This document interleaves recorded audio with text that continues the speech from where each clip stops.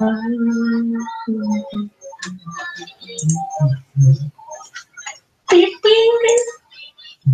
up, YouTube? Welcome to Play It Painted Live. It's time for a secret one. We're just gonna rock and roll here, I guess. This may or may not work. I don't know. We're gonna give it a shot. Kind of the point of the evening. No one's around, so we're just gonna test some shit out. Okay? So, if you're watching this on either Twitch or YouTube, leave me a comment, let me know how we're doing.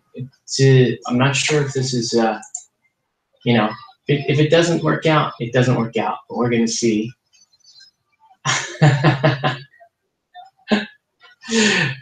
Okay. Hey, what's up, Congo?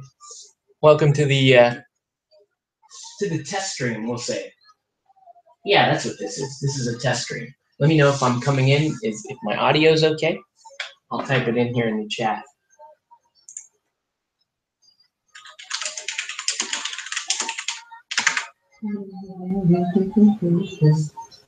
All right, we're about ready to rock here. Ah! Do we need to back out a little bit? Maybe. That's as far back as we go. Okay, good. All right, people. Welcome to the feed. Let's see what we get, man. All right, so tonight, we're going to start these guys. Isn't that so cool? Let me just recap real quick since you guys were with me last night. So if you guys watched we'll call it the somewhat inebriated stream last night. Here's Calico Kate from that stream, and she's looking pretty sexy, if I may say so myself. Probably could use a little bit more detail right there on the little skull and crossbow thing. But I don't know. Other than that, she's looking pretty good. She's about ready for the next stage of her metamorphosis. You watch all 4 hours in post. You are a brave man, sir. Bravo, Congo. You watched all the awful jokes, and you watched me get more and more drunk as time went on. Kudos, sir. Okay. Oh, yeah, I've been meaning to list the colors. I gotta remember what those colors were, because they're all here on my desk. So tonight, we're just gonna see what happens. I mean, I'm trying out to see if I'm doing something weird. You may not notice this on YouTube. It should look totally fine on YouTube. On Twitch, you're probably watching the tears. Try the tears. Yeah, if you're watching this on Twitch, you'll notice you can see basically the UI for the Hangout, okay? And that's kind of what I'm testing here. What I'm hoping to do is that Twitch will actually allow me to cover the Hangout, in which case that would give us the ability to simulcast multiplayer participant games. And so far, I'm only able to do that on YouTube because I cannot get Twitch. The dope song. Yeah, I cannot get Twitch to. I will finish my thought. Hold on. Can't get Twitch to cover the Hangout. Okay, so anyway.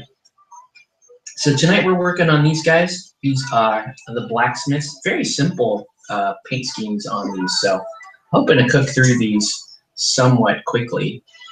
But this is going to be a nice little case study in how you do basically steel,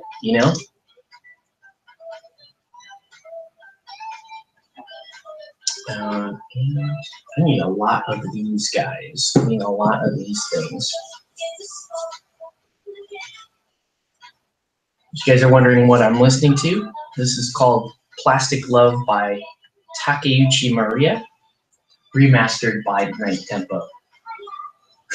Should I go fix myself a glass of Captain Morgan? You can if you want. I don't I don't have any alcohol in me. I drank from the system last night and have not replenished my alcohol. Not really planning to until the Friday night game either. So your call entirely, sir. Ooh, that's way too tall. I'm just gonna do it. I really need to go out and get myself a standardized set of dowels or something to do this with, because yeah, because it's always kind of a mess trying to do it this way. But you know, with working on so many pieces at once, the danger is more forgetting one during a step. And we're going to do all the standardized steps tonight. And I need some way to mount this guy. So let's see. We got this. We're resourceful. We're going to make a big flatty flat one. Hey, Blade Wolf, I see your comment on Twitch. So how's that? Let me know how the stream is on Twitch. It might have taken a step back, but we'll see. But I do appreciate you heading over there just to check it out. F it. Be right back. Good on you. Might as well. It's a Tuesday night, right? It's a Tuesday night, and we only have work in the morning. Not a big deal. Okay.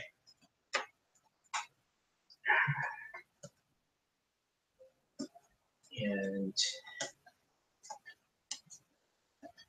all right. And we're gonna give my airbrush a little bit of a deep clean here before we get too far into the damn thing. But you know us, we're doing the damn thing, right? It's what we do. Hope you guys are having a good Tuesday. I know it's only the beginning of the week, but holy shit, man. My week has been rough so far. It's been rough, man, if I'm being honest with you guys. But it's okay. Like, not like rough, like heart-crushing rough, just like hectic, I should say. It's been hectic. And believe it or not, like, I went to bed last night fairly late, as you guys probably know, and then just like bounced right back. Like, got up in the morning, did my thing, like, had to get to it.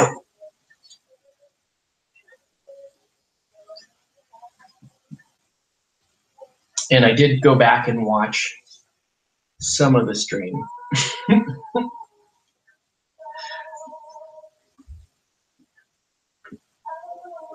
And I guess the main question is, am I embarrassed? And if so, how badly? And the question is, I mean, the answer is not really. A couple of rough spots in there. Here's my cat trying to bust through. Hold on. Damn it. No kitty. You have to stay out there. I'm not dealing with kitty.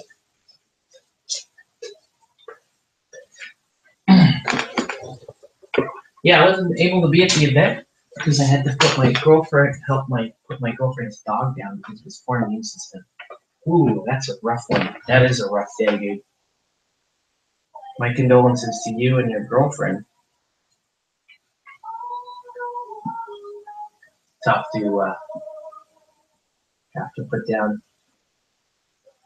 a beloved pet. I have a cat, you know, very old, probably won't make it to the end of the year.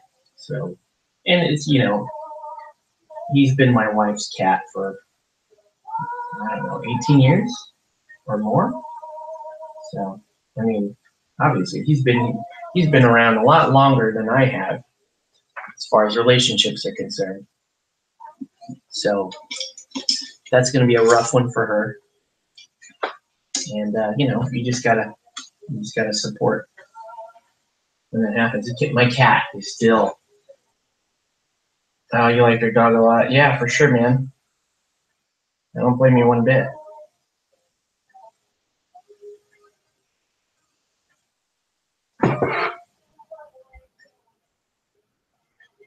Wow. Yeah, it's going to be a very, very sad day when our oldest cat goes. Because like I said, that's like basically my wife's first child, you know what I mean? Well, maybe not her first child, but you know what I mean, like family.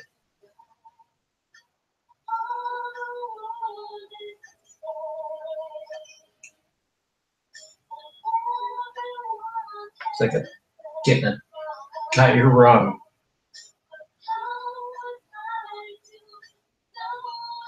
It's been a long time since I drank rum. Or vodka or any of those drinks that I used to drink. These days, the only thing I really trust is sake. I had a beer with dinner tonight, and we went out to Taco Tuesday, you know, the whole family, and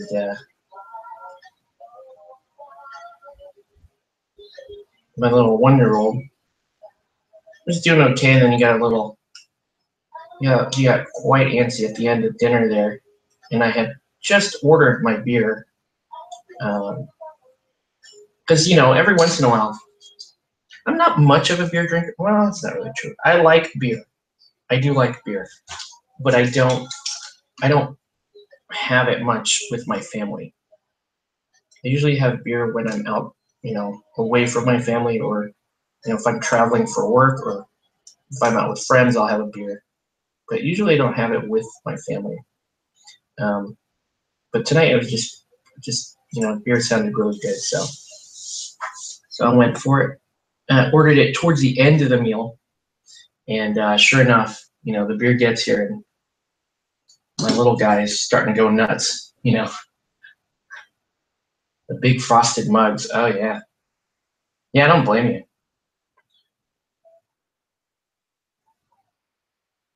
But I'll have some more beer next week. I'm going to Chicago on business. There should be at least the company on this trip will be good, because I'll be with my old friend. He and I worked on a lot of projects together at work, and you know, he's been kind of down in his spirits lately.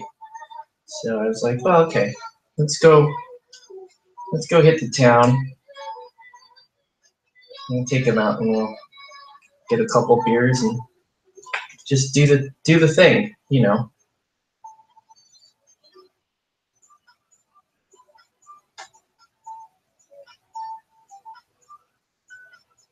The weather though is gonna suck. The weather is gonna be terrible next week. So, all right, that's a lot of solid I just cleared from this airbrush. So, still a lot of it in there, you know?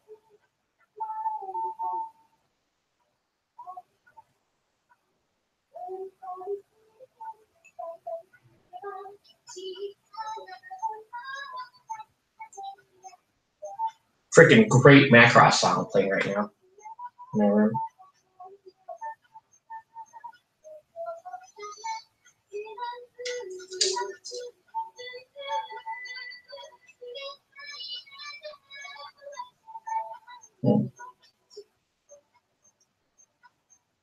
I guess I've been thinking about it. Hey, what's up, Demon Jester J? I've been thinking about it, and like, you know, the music I listen to when I'm painting, I should make into a playlist and just put it on my channel, so that if you guys are curious to hear the weird shit I listen to when I'm painting, have at it. Kind of a weird mix of, you know, like remastered Japanese music, and some like dance music, like house music, and the old school hip hop, some classic rock, you know, maybe even like some 80s songs thrown in there.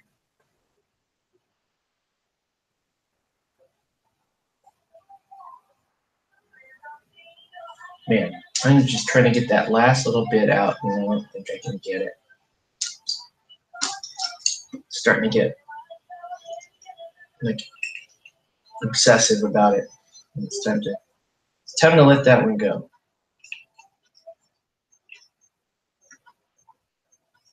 That was quite a bit of paint I got out of there. So I'm feeling pretty good about it. He's going to talk about weather. It's snowing here in Pennsylvania and already 5 inches. Oh, for sure.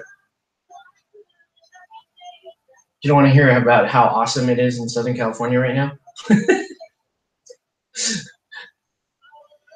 It was a perfectly mild 74 degrees today.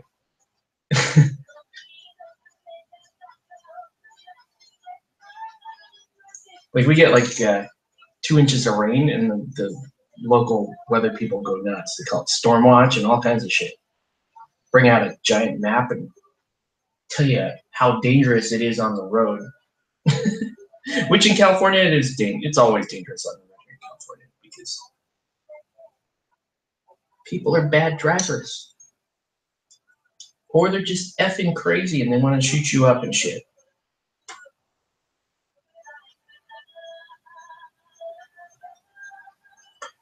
All right. Mid-Atlantic weather sucks, so no snow, just cold rain, and cold air. Yeah. So that's what, like I said, I'll be in Chicago next week, and that's a lot of, be looking for about mid-40s most days out there. So I'm going to bring a nice little warm wool coat. When I lived in Florida, I did the same thing to people. Except you couldn't do it to people from California. Because our weather was still better.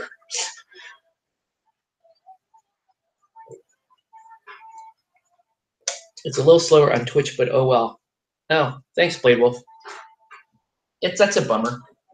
We'll see how it, I mean, there's got to be a better way to do this, but I don't know. We'll figure it out. Okay. So now, let's go ahead and start the priming.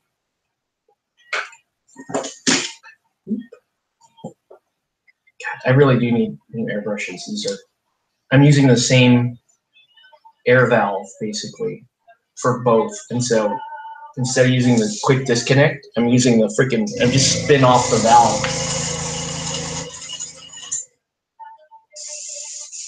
That doesn't feel right.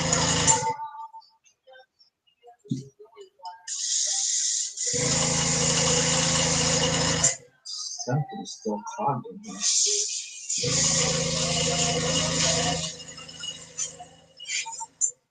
Oh, I see what I screwed up. Okay.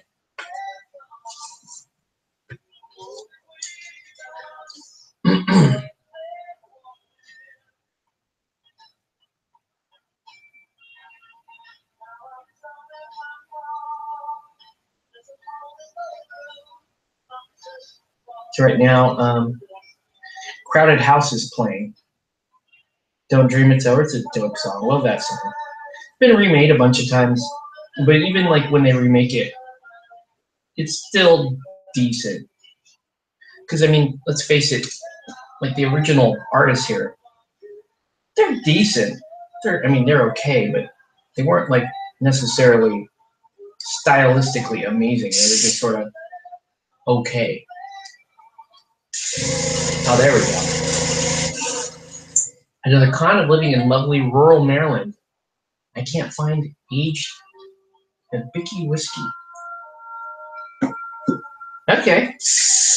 I never went looking for anything like that myself, so I'm going to take your word for it.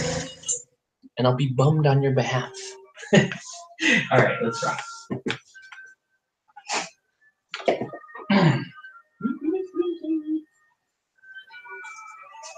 But yeah, we're looking forward to a pretty quiet night tonight. And if I'm being honest with you guys, if it's too boring, I will go back and delete this stream. But I'll leave a spoiler for you. Okay, here we go. So we got all kinds of stuff to prime and paint and whatnot. We're going to be doing a lot of airbrush tonight. So in fact, I'm going to pop this guy up a little bit. So that you guys can see a little bit more what's going on. So just kind of widen the angle a little bit by like turning the thing up and around. And now we're gonna do a lot of airbrushing, folks.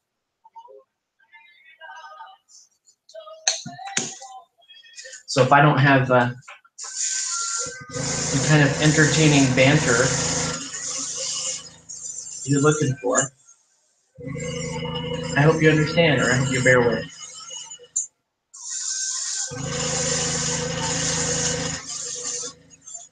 I'm hoping Andrew could hop in here and read me all the blacksmith cards and tell me what's good. But not sure where. I mean, probably would have helped if I invited him.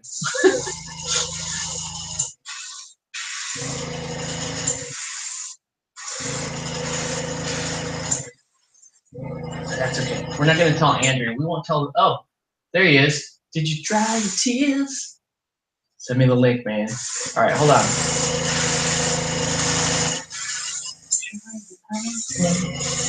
Let me get this first layer stuff down. So I'm going to give you plenty of time to get ready.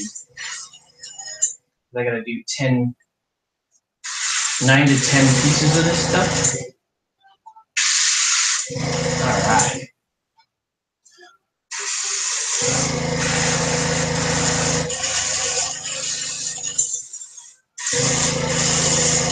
Good old blacksmith build.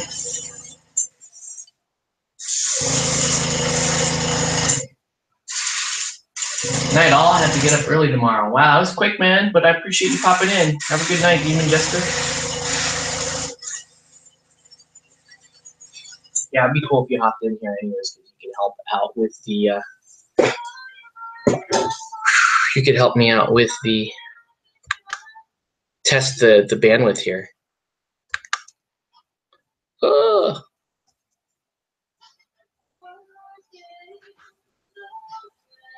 Feels like I'm like in a dentist's office right now with some of this like easy listening music and shit that's playing. The weird corner of this playlist. All right, here we go. All right, I am gonna drop this in.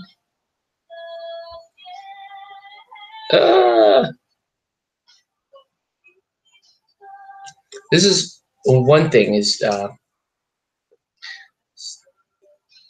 you really got to be careful about having too many windows open.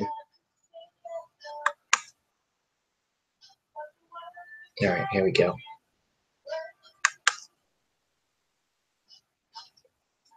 All right. There we go. Whoa, that's not what I wanted. I don't know if I can do this.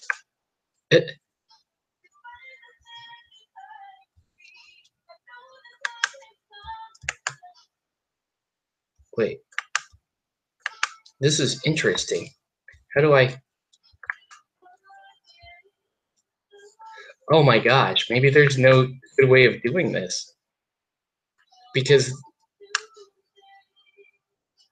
what the hell?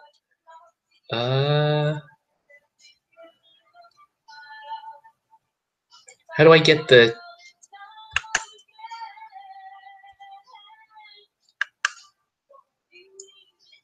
I can't get the. Oh my gosh, I can't get the physical website. That's crazy. All right. All right. It won't let me. Wait. Okay. Let's try it this way. Does that work? All right. Let's try it that way. Let's see if that works. All right. Anyway, we're gonna keep going. See what's really good. Doing non-metallics. Yes, I am, Albert. Hey, yo, what up? Wait, did that work?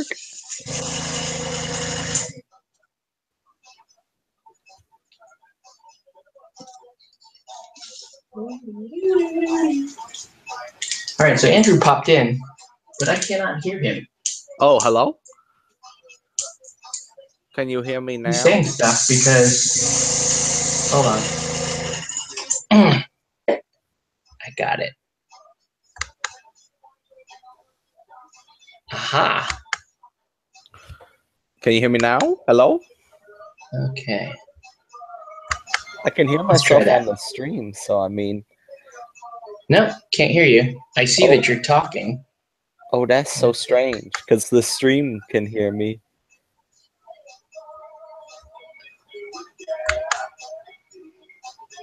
Hi, Congo. How weird. Albert. Yeah, it's not. My audio does not appear to be working. Congo, why do you have to be a Dirty Masons player, man? Jeez. They're just so good. I'm so jelly of what Masons can do.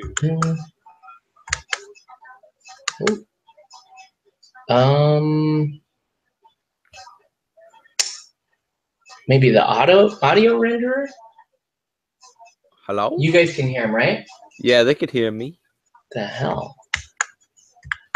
It'll just be our secret, guys. Try this again. Right now, because Octave can't hear. So I'll just say some really funky stuff. Okay. Let's try. Congo. Let's try this. Because I'm an actual Mason. All right, you got me there. You got me there. And the Blacksmith Guild is small. Nope. Yeah, no, the Blacksmith Guild is tiny. Mason. Let's try this. Wow, I can't hear you at all, man. Oh, that's so funny. Because the stream can hear me. I should just say something really, really bad, so he has to watch it again. So I should say something like... I don't possibly have the mute on or anything.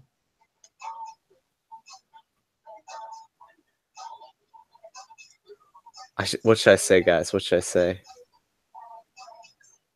I was hoping to get more to catch up with other guilds. Yeah, you know, I mean, Congo, I think what they got is the fact that you could change between master and apprentice. Well, it's a good thing we test this stuff. Like, you know how you can have only one master, you know? And then the difference between being the master captain and just a master, it makes a huge difference based on how your team plays. So, I mean, I feel like they do have enough flavor on their own, but you're right. They don't really have as much as the other guilds. How weird. Oh, yeah, Brewers, dude, that's the best. I mean, they're not the best team, but they're like one of the most straightforward and fun teams you could play. Oh. Hello? Can you hear me now, Octave? Let's disable that. Oh, wait. Let's try that. Since apparently I can... Yeah, you know, you're right, Congo. Blacksmiths don't really have that many models. I mean, like, they only dropped... Okay. It's kind of like farmers, you know? Never fear, guys. Hold on. Where they only dropped, like, a few models at the release. This is why we do these things. Yeah, Butchers, yeah, Butchers, they're very straightforward, but I feel like they have a very strong... We're going to disable that for now. Like, Brewers, it's pretty like, all right, my guy does this, and then, like, if I do this, he does this. It's like, it's very... all their abilities are based on themselves. Oh.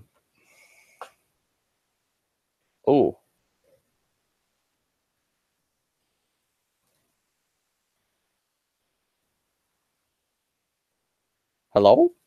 Is it just me? Wait, Octave left. I'm in charge of the street. Wait, what? Hello? Is this real? Oh my gosh, it's just me. It's just Octave left. He's gone. Still here. Oh, there he is. What? You're back. I was like, wait, he's gone. It's just me. You got scared. Yeah, I was like nervous. I kicked him off his own stream. It's me. Damn. It's the Andrew show now. What up? Damn. Yeah. But like, yeah, Albert, I feel like farmers and brewers. Well, no, brewers. That's what we're talking about. Brewers are very, very straightforward because a lot of their buffs are on their own card. Like for example, Hooper, his heroic is straight up just he gets more attack, right? But that's on his own card. There's no real like synergy. But I would say that butchers have there's like a synergy team feel to them where it's Ox. If you're playing Ox, Ox is at the forefront doing his like, I'm the leader. I'm gonna say this guy is the guy you're killing. And then you have Meathook who tools people up, and then like there's definitely a good team feel to it. While Brewers, it's like I just had too much ale and I'm about to beat your face in. You know, like that feel. That's the Brewers feel.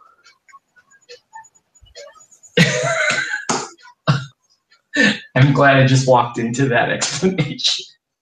Well, I mean, it's true though. Like most of their stuff is in house. Like most of their buffs. Like yeah, Esther's is the buff, quote unquote, like captain, and Tapper has that like commanding aura.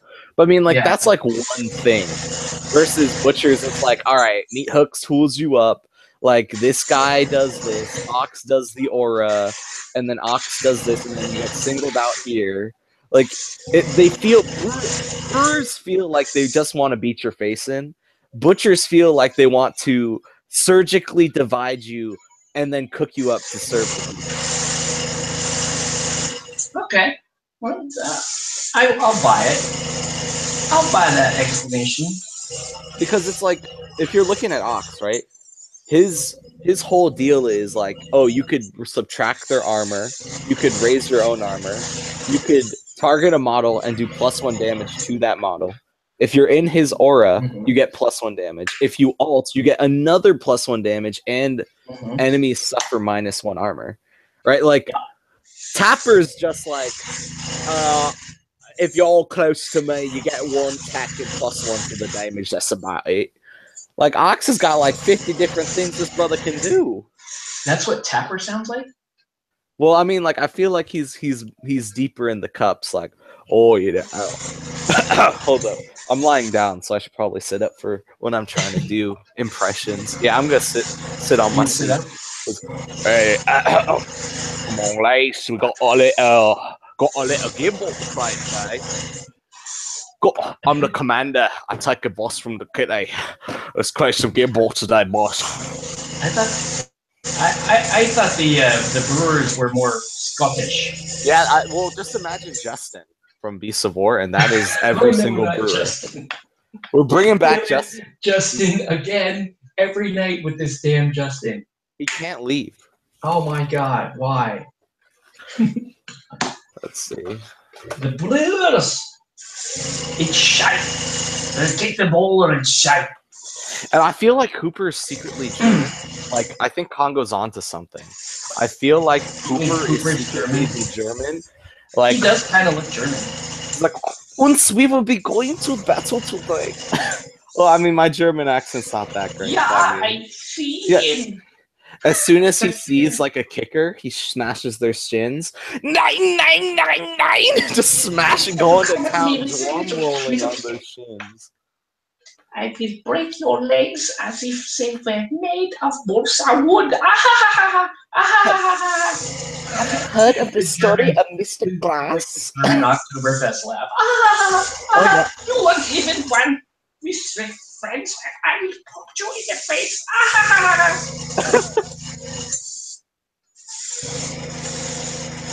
Oh, Hooper. No, they're Scots, right? I think so. I mean, they're wearing the kilt. Let's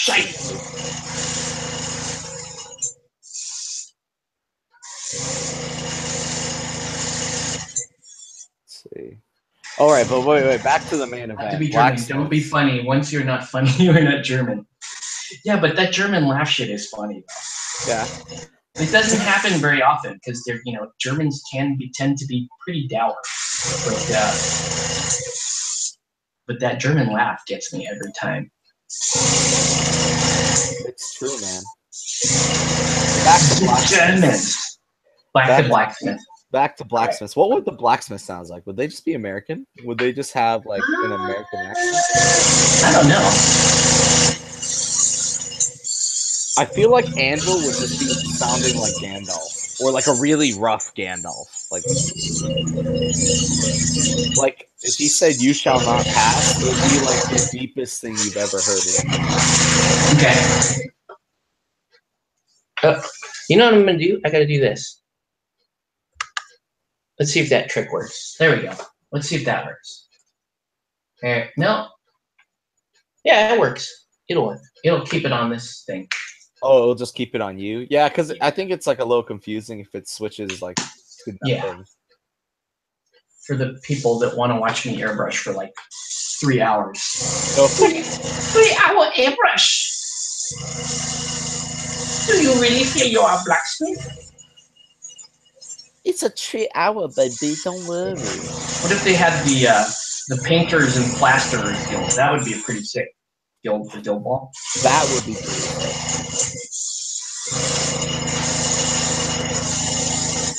You know, it'd be really funny for the painters too. Yeah. If they could you know how the starting lines are like equal on both sides. If they could manipulate those because they could repaint the lines. Yeah, so basically it's like you start 2 inches forward and they have to start 2 inches back. That'd be hilarious. That'd be great. They put their goal back further. Yeah, Steamforged Games, you better be listening. That's a hilarious idea. Like they could be really squishy. They don't have to be. They do not need a tank. Yeah, they would be terrible. They would be like alchemists squishy.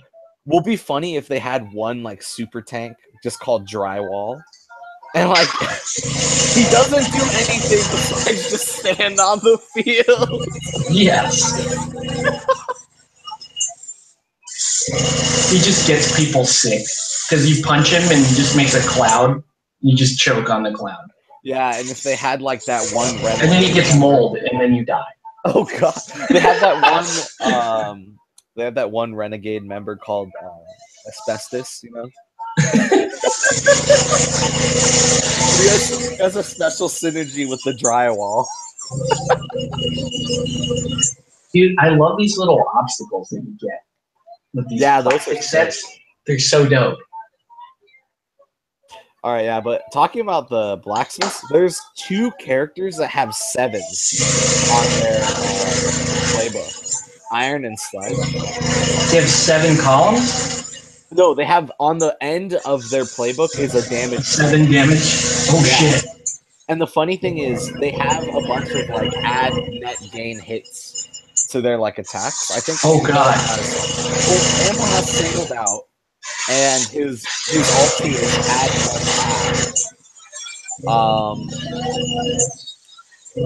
Eric can subtract their armor. Let's see here. Furnace has tooled up.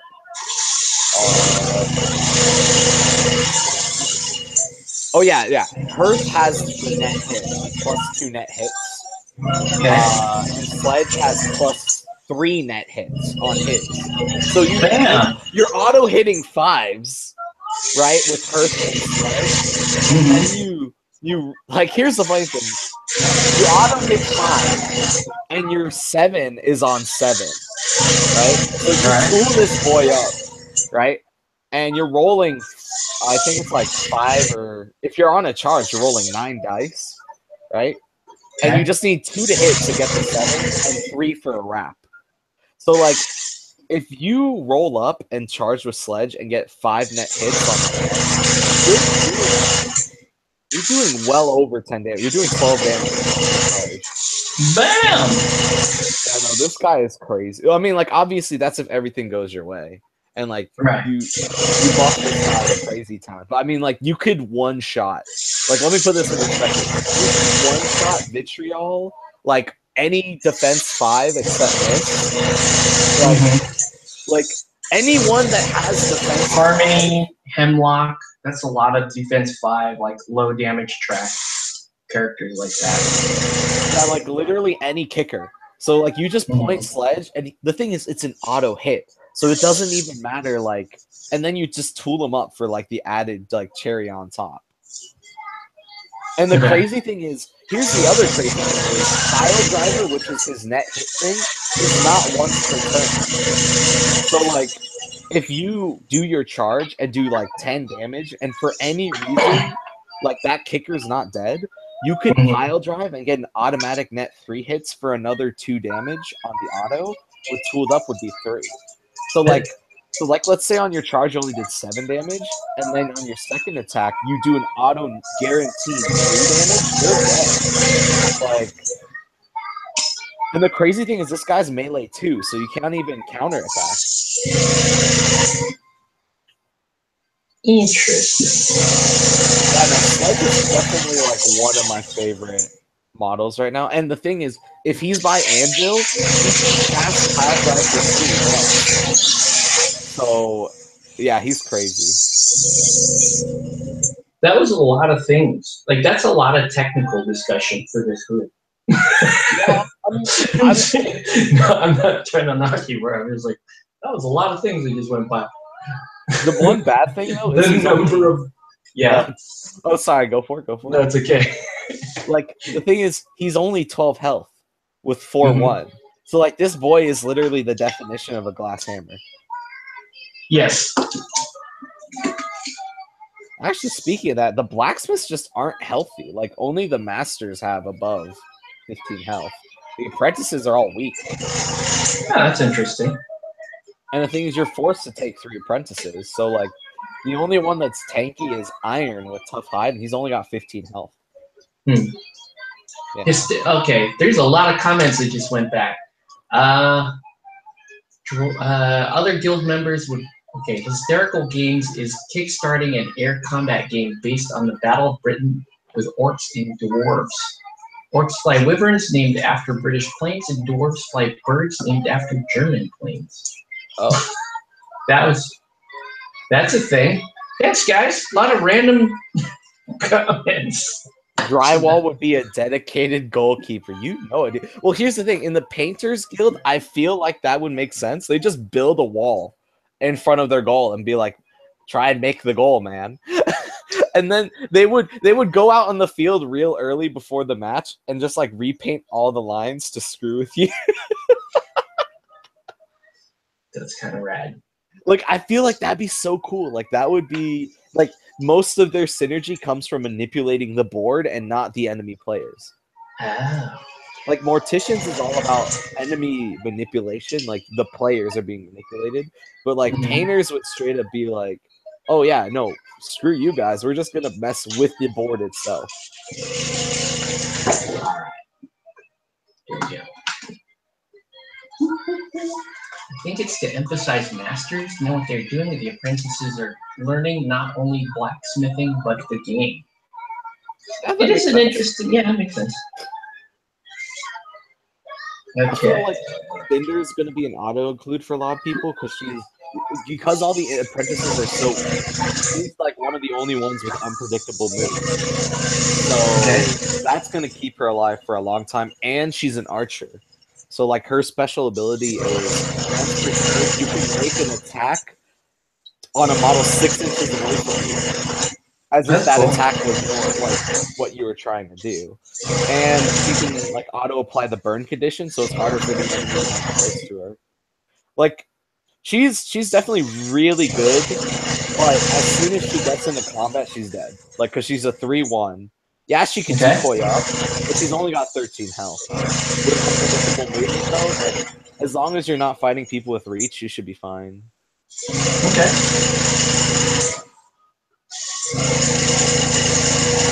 I'm not... again, I haven't looked at anything. I'm just broke them out and started painting, so I don't know what's what. Well, let me take a look at what the box comes with. It comes with... Yeah, I guess from Scrum or whatever. I don't know. I think they come with like 3 masters and 3 of the apprentices. Yeah. So it comes with the dude with the the old dude with the giant hammer and the shield. Oh yeah, anvil. And it comes with the guy with a billion swords. Oh, it comes with hearth? No way. I The guy thought he'd with, be like, a blister. he's got like all these swords on his back. And, oh, furnace. That's furnace. and then you have a black girl with a crossbow. Oh, that's Cinder. Am I allowed to say that? She's African. African? She's African. I don't know. She has a crossbow. This one here has she's running with a that's Ferret. And Ferrite. That's annoying. This little like tactical metal thing that her knee is resting on, that kind of sucks. Not a fan of that. I hate tactical rocks. Like I hate that when I know sculptors like they try to do cool shit, and especially with pre-assembled miniatures like this, I can see why they would try to do that. I feel like they lost somehow when they have to do tactical rock and that kind of stuff. Yeah, so it looks like the box comes with sledge, iron, cinder, anvil, ferret, and furnace, which is actually a really decent team. Like the only people you're missing are hearth. And what if it was a tactical anvil? Oh, yeah, that'd make it better, dude. Yeah, I don't know. The other thing I haven't tried to pop these off the bases. It probably would be okay. But like, I don't want to have, like, I want to put these guys, if this were my team, I would actually pop them off the bases and put them on bases that have steel plate stamped into it. Oh, that'd be sick. So.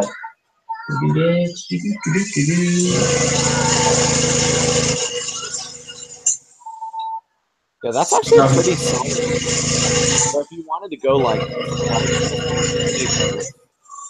in there.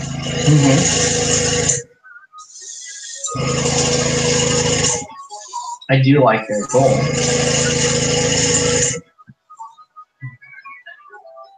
So I'm doing a slight variation on the Zenithal Prime. I'm actually skipping the other two Prime colors, just going in with the black gloss and then working my way up the grays so that everything kind of has like a baseline steel look to it. And then I'll airbrush in a lot of the fire elements too.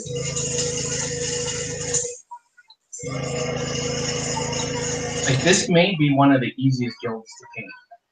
Yeah. I think that's why they're appealing to me, is because I'm like, man, I could knock those out in a few hours. Probably. And their kit is pretty cheap. It's the same as Farmers. It's like $50, right? Base? Yeah, that or make you Hara. You know what's funny? They told me in CQ they have the models, they have the kit, they just can't release it until release day. Yeah. So I was like, damn. They have the launch kit too. So they do? Yeah. What's in the launch kit? It's like it was like the Farmers one. It comes with like a promotional ball, and it comes with some, it comes with special rules that you play to teach you about the blacksmiths and a limited run card or something. Oh, I see. Does it have like a tater in it, or like their version of tater? I'm not sure. It's a good question. Uh-oh.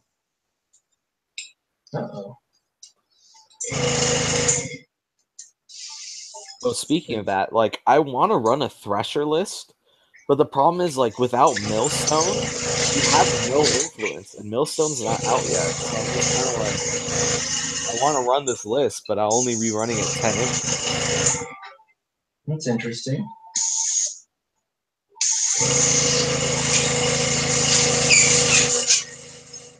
I ran into a little bit of a leak, but we're good now. Okay. Here we go. So now I need like another mid-gray here, which I think I've got. Time to flex all those gray airbrush paints that I pick up. Ooh. That'll look nuts. Let's do that. All right. I'm told the bottle of Hibiki.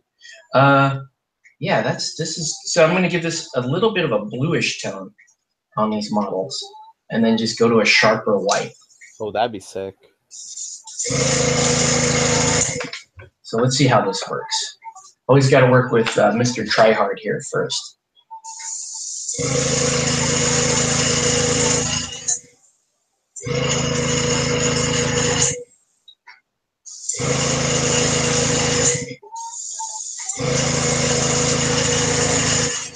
You know, I think this is one of my favorite models in the world, Iron. He's just like a lump of iron. Yeah, and the funny thing is he's so fast. Yeah, I saw that. He's pretty rad. Yeah, this is going to be a really interesting look. Okay, we're going with it. We're just going for it.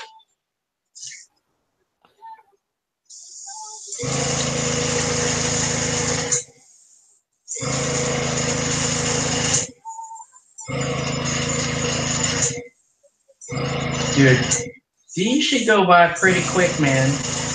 I expect by tomorrow, I'll probably just be painting skin and detail.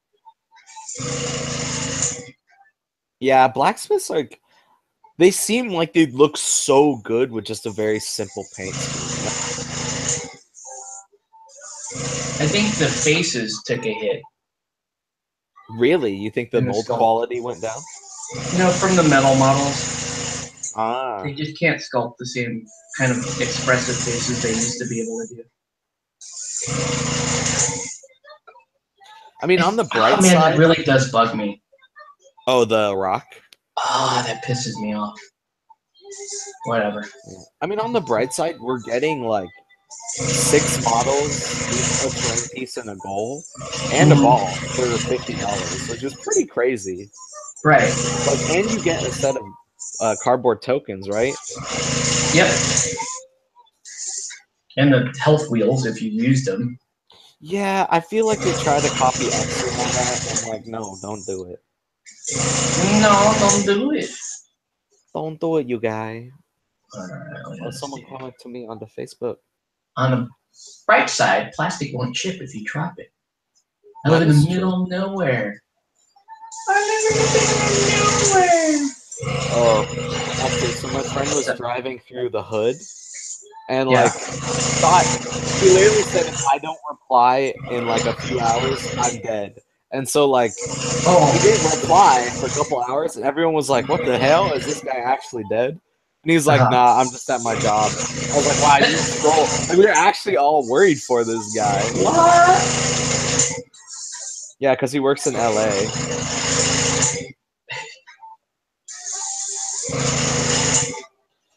The hood. The hood.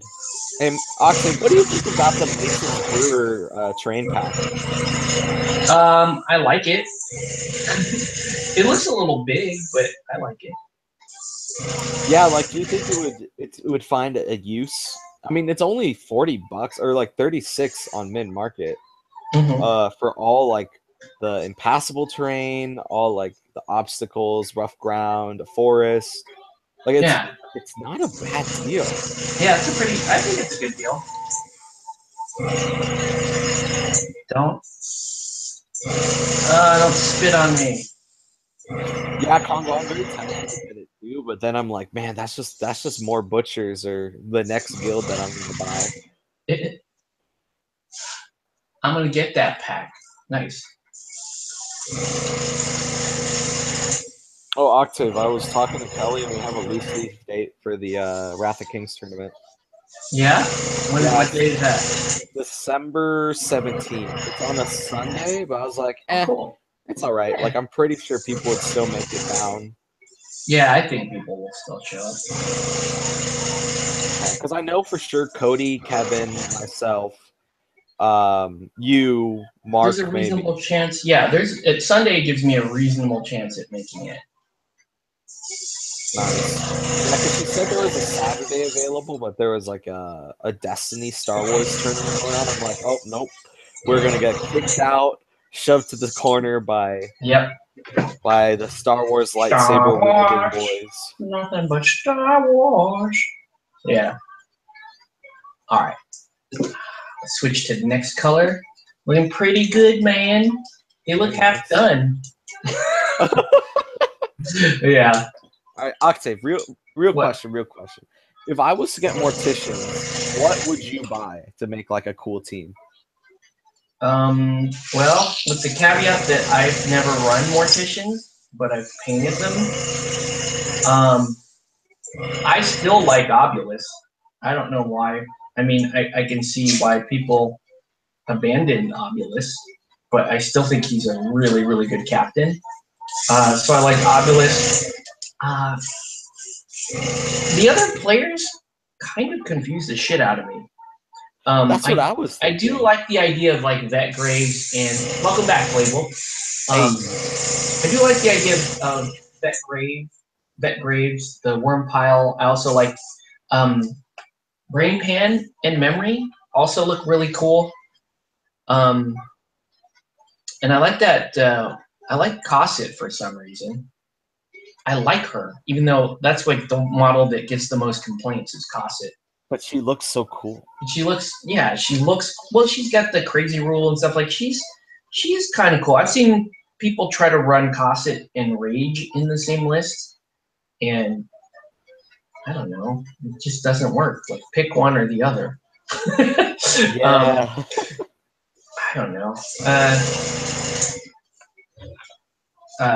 Gast is good just because you got to have that presence there in the middle. Yeah, I think Casket. If I was to run a Mortician's list, because I own the Halloween Obelisk and Dirge, so like I mean, eventually I'm gonna have to start a Mortician's list. Oh wait, Blade will post something. Obelisk, Cosset, Brain Pan and Memory, Silence, Dirge, and Gas. Oh, Silence is dope, man. Yeah, Silence is dope. I think Obelisk and Silence are auto includes. Dirge is my preference over the Rat Swarm. Personally, I don't know. I just like the look better. I don't know if that's dumb to say. That does sound like a good team, though. I really like Casket, though, just because if he takes someone out, you like that player you do not have to worry about for an entire round. And normally Guild only lasts like 3 to 4 rounds. So like being able to like take someone out of the game for 25% of it is ridiculously good in my book. Yeah, it's true. And he has Reanimate, which I'm like, that's just you just have to pour in another attack into him to kill him. Yeah. So I mean, I don't know. Caskets. I think if I was trying to list, I'd do Obelisk, Dirge, Silence, Casket, and I want to say O Graves because of Tooled Up. O Graves, and then is that important? Yeah, it is. And the thing is, O Graves is still pretty good. And he still has 2-inch reach, right? He has an okay playbook. Yeah, let me take a look at it again. O Graves has Scything Blow, which I mean I always like. Tooled Up. He can charge people who are damaged. So his charge threat range when people are damaged is 11, which is really tight. And then if he does damage, it's Bleed.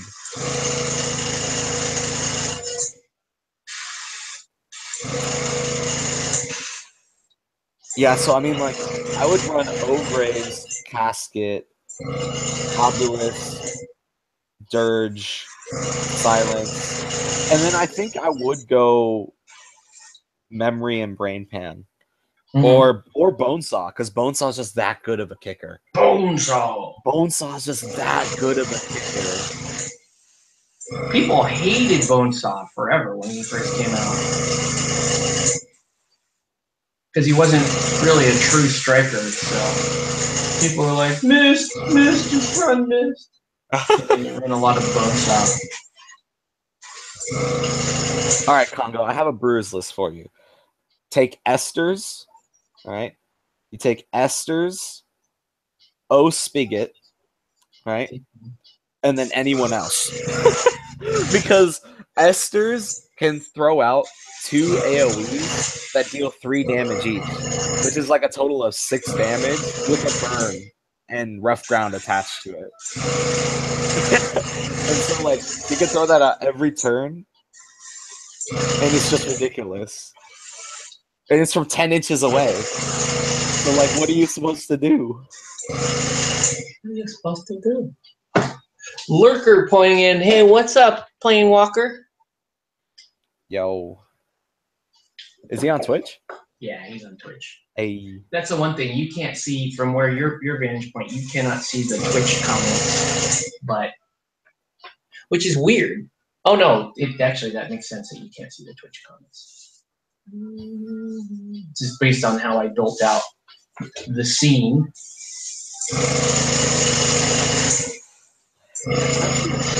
I'm pretty sure I took a picture of an Esters list that I built. It's pretty bad. It's like off the wall too. Oh yeah, here it is. It's Esters, Quaff, Hooper, Mash, Pine Pot, and O-Spig. So Esters can speed up your boys when you need them, and then she, like, the thing is, she could speed them up, and then she could do 6 damage throughout the burn and rough ground. So if they don't clear the burn, it's -4 move to whoever is.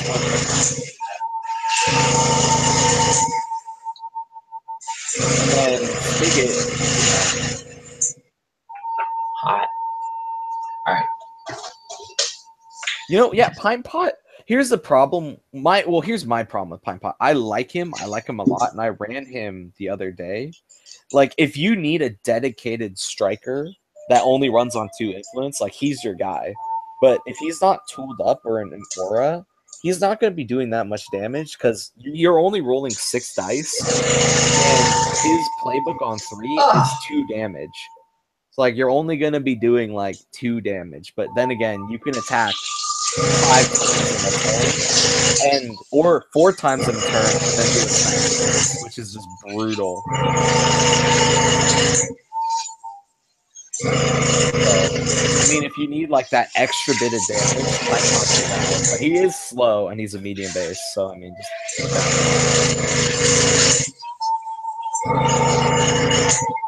son of a bitch. Yeah. Octave, right. I'm thinking of putting Friday back in my roster because I noticed I was playing. Okay. I was like, wait, this girl was Shadow-like and Spigot's like Time is Called and Esters, right? So like, here, wait, let me count out as much speed buffs as I can get out. So, actually, and the funny thing is, I think can't they take Grace? So I found out that Grace is like one of my new favorite models, just because she could speed people up. So yeah, so like, heal too, right? Yeah. So if you take Friday with Esters and O-Spig, right? Esters can do the empowering voice for the speed, so +2 speed there. And then you have Shadow-like, so another +2 from Friday. And you have Time is Called, so another +2 from Spigot. And then Friday can run 8, so +8. And then with Better After a Beer, he can shoot a goal from 10 inches away. That's like 24-inch goal threat on a goddamn 3x3 board. It's a 2 feet goal threat on a 3x3 goal. And you start off only 18 from the goal, from the opponent's goal. But you know when you can miss five dice goals, it doesn't really matter. That is true. All right, so I need white. Yeah, but I'm thinking of running my girl again. I need to bring Friday back to the squad. Okay. Danger zone. Why do you think I use salt only? I don't know. Salt only. Salt only. All right.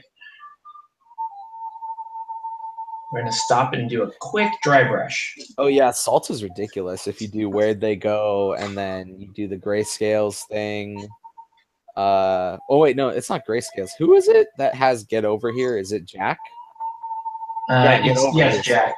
Yeah, so if you do So Salt has the ball. Jack can force him to dodge 7 inches, and then Salt can do where they go, run 9, and kick a goal from 4 inches away, which is a tap in.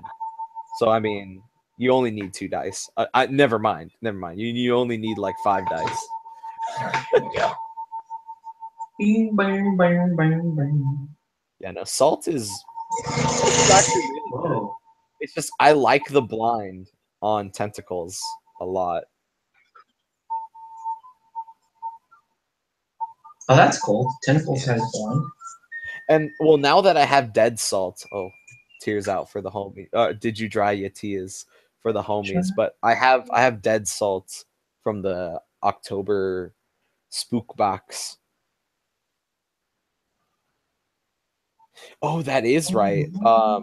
Hag can make him move another 2, and then I think Shark has Tidal Surge, so that's another 4-inch dodge. So I mean, technically, if you do Quick Foot on Salt, all right, we're gonna get the math hammer out again. We're breaking it out, boys. All right, my god, worst stream. I'm just kidding. I know, yeah. Octave hates this. He was telling me. I fucking hate this shit. Yeah. Octave's like, just play the fucking game. Just play that game. Yeah, but like, okay, so Shark has Quick Foot, so +2, and then Tidal Surge +4, and then Jack can do a 7-inch dodge. I mean, granted, this is like multiple activations worth, right? And then Salt can run 9, and then he could shoot 4. Wow, that's 26. It's Placebo Pete. What's up, man? Oh, Placebo Pete. Yo, I haven't seen that guy in like forever. He's on the Twitch side. I have not seen that guy in forever. How's the stream doing on the Twitch side? There's 2 viewers on the Twitch side. It was weird. The other night I was streaming and there was more viewers on Twitch than there were on YouTube. What? Yeah. That's crazy, man. There's like 8 people watching on Twitch side, but no one was saying anything. Damn. They were lurking. They're all bots. All bots, damn. They're all bots. I don't know. Maybe. I don't know. I'll be quiet, you. Turn you off for a minute. We'll get back to the airbrushing in a sec. I'm just taking a little intermission here to dry brush. Get all the hard edges in before we go right back to it.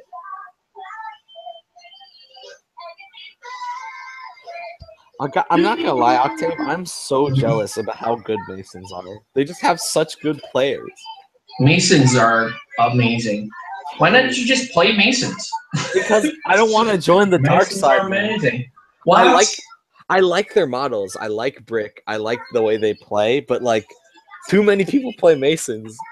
That's a problem. Trust me, Octave. I have abused this. Scoring goals with Salt. That's not abuse though. Salt's pretty rad. Yeah, Salt is rad. With Salt is rad. I don't see that as a bad thing.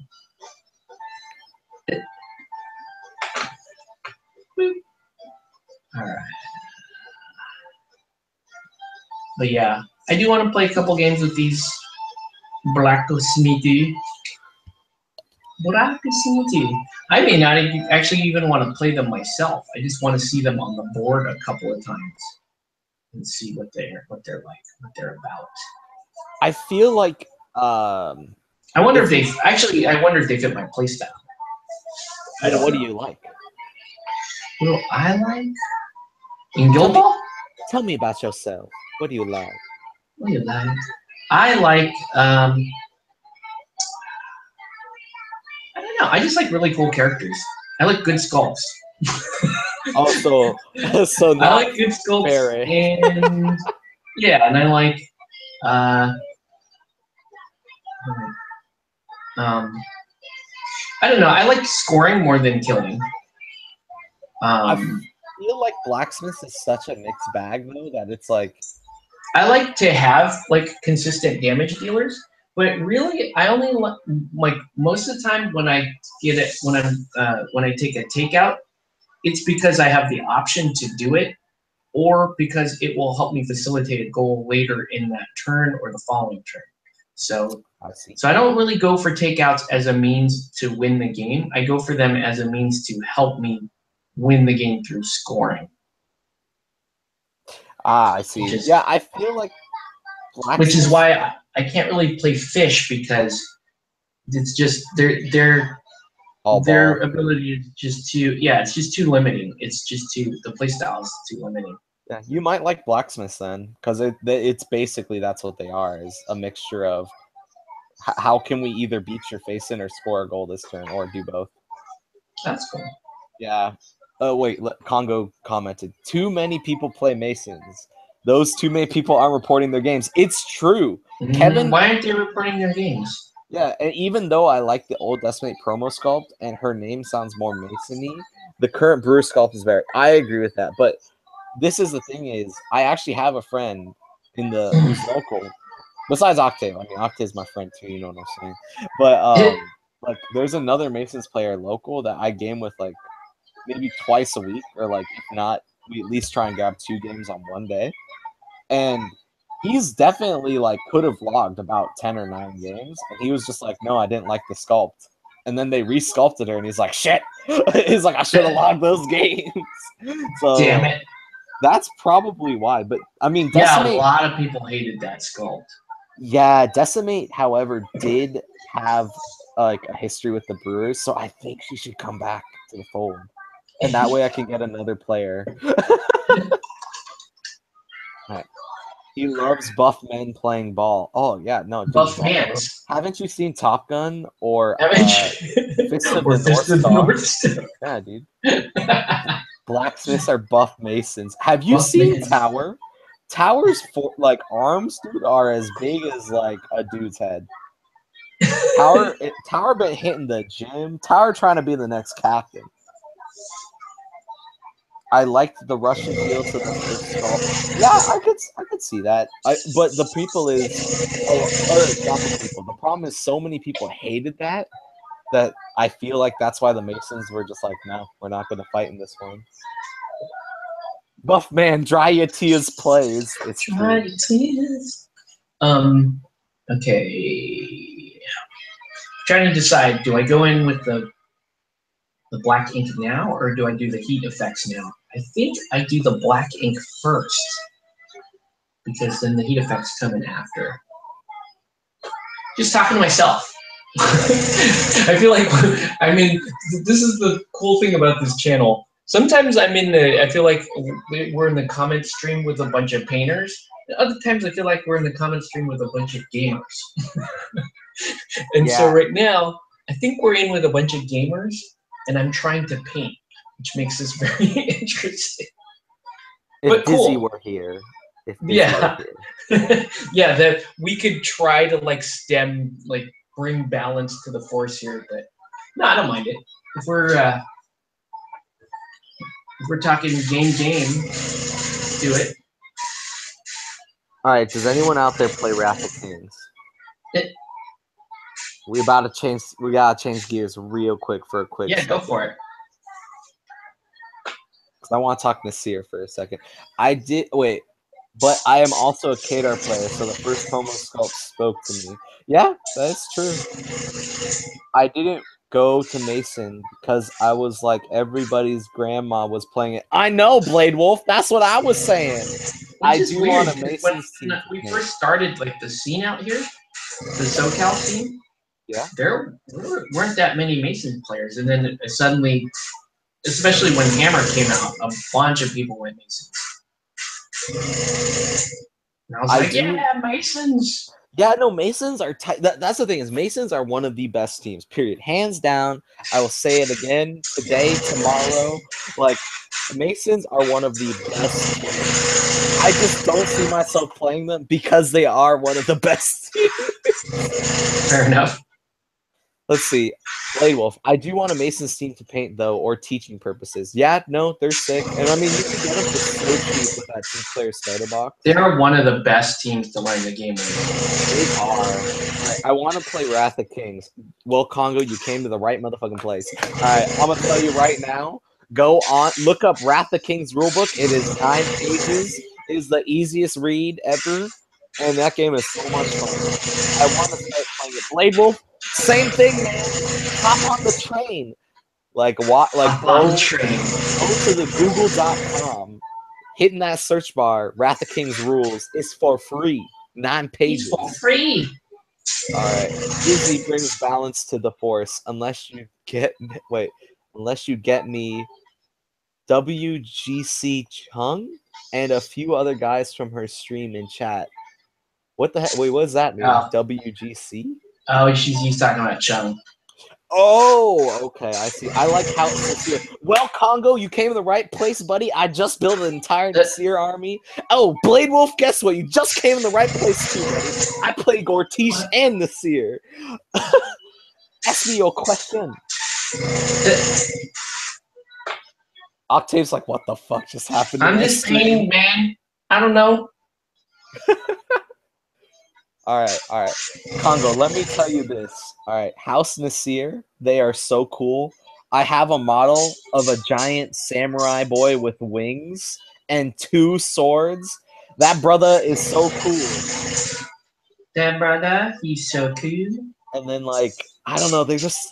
The Ashmen are so cool. Like, if you kill them, they could try and kill... It's like, if you think Samurai Movie 101, if you think Last Samurai, that is House Nasir. It's like, you try to kill me, I'll kill you first. And then, do you like going wolf heavy or vampire heavy? I play hybrid.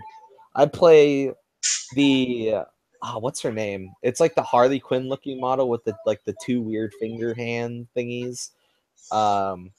With a couple of like the vamps. And then I play an alpha with some of the skirmishers. Oh, Hestra Nostrola is the leader I take from my vampire girls. And then I take an alpha and a couple skirmishers with a few specialty models to play, like depending on how I want to play that game. Like I'll take the Duke or I'll take someone else that I like to take a lot. I'm looking at the Raven Alpha now, actually, because that model's just so cool. Like, I built it the other day, and I was like, wow, I wasn't expecting it to be this big. I thought it was going to be a large base, but it's on a huge base.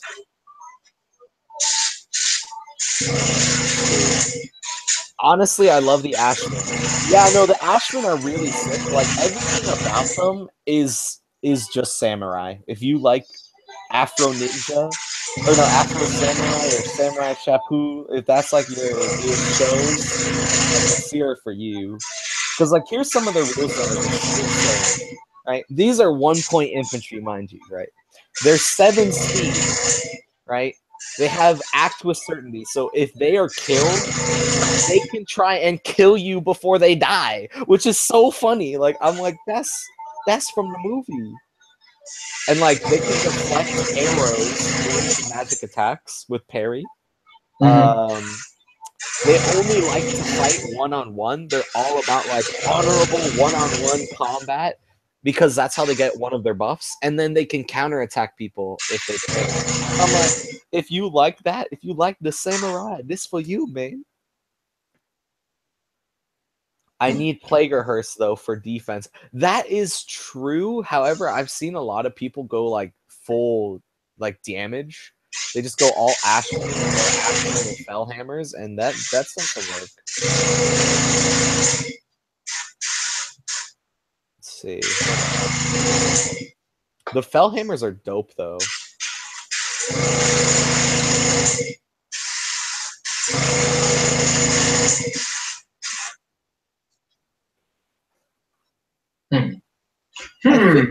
Honestly, the Great Horn is also super cool just because, like, you can attack multiple models with multiple attacks, and it's, oh man, the Nasir just feels so good. And then the Ritzy feels so, the armies just feel so good in this game. I'm gonna have to nerd out for a little bit after the shitstorm that was Iron Company. I have to gush about a game for a little bit on this.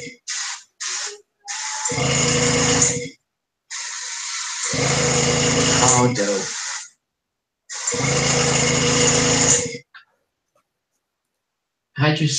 Hadross scare me for their bubble juice effect. Gotta get that bubble juice, baby. Okay. Well, you can play shark people with Hadross. Like those things are so cool.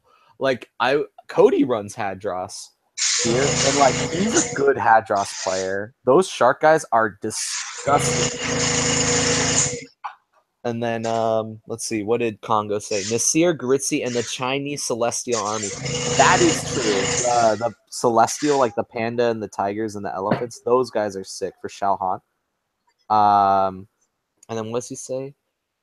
Take my Hadross and Technus, not so much.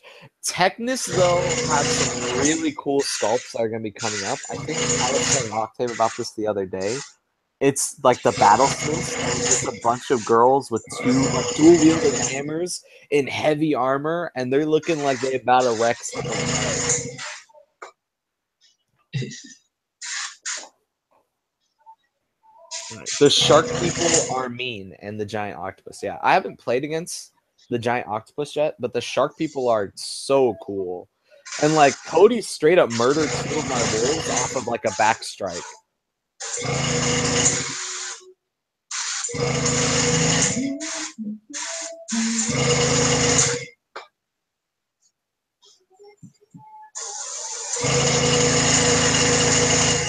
I don't know, Octave, what do you think of Technus? Or Technus? I haven't really looked at them that much, besides like a few of the sculpts. They're fun, like defensive army. They're kind of, you know, they've got good area control. I do like the pigs are interesting because they, you know, you can buff them by taking their wounds away. Because the pigs run 2 wounds, and you can actually like whip them up into a frenzy. The iron guys, I forget what they're called. Those guys they're more like area control defensive guys. I honestly don't know, other than I want to play them because I think the minis are cool. And I was hoping Goritzy would. Originally, I was hoping Goritzy would be more my playstyle, but they're not. So. I will admit, they're just. So I'm more. So at this point, I'm like, okay, I'll play Xiaohan, and I would like to have a second army. Yeah, Xiaohan is cool just because, I don't know, it's something about the Great Wall, man. Listening as a Chinaman. As a Chinaman? Chinaman. Okay, that's not good. Let's fix that. Don't worry, Octave. I need to go to bed in 10 minutes, and then you'll have peace and quiet. Oh, then this whole chat will just fall silent. No. It's cool. I don't care. I don't mind it, man. Don't worry about it. I did ask you to jump on here and talk gaming with us, so it's all good. Oh, thanks, man. Thanks. Yeah, I was just like, you just like, oh, I'm ready to talk, and just came in. How are we gonna do this thing? Here come another thing. Hey, man, you know, like when rappers do the freestyle, I just have something to say. You came in like Dylon. Just give me about it. Who are the 5 greatest rappers? Dylon, and Dylon. Spit on fire. I spit it a hot fire. I don't tire. I get on here, and I don't retire. Oh man, I jacked that up. Okay. I could do the Asian rap for you. It looks weird. I jacked that up. Oh well. Man, I'm gonna have to like back all the way out to here and do it. Actually, I can fix that. You could jack it up, man. Yeah, that's the danger of shooting inks. Sometimes you just get weird ripples like that. Get that shotgun wave effect right there. Let me see if I can whip up an Asian rapper. It's too much. Hadross got more crabs coming. Oh, the Hadross, I don't know. Their infantrymen are just so tanky. You need like 8 or 9s to hit them. It's ridiculous.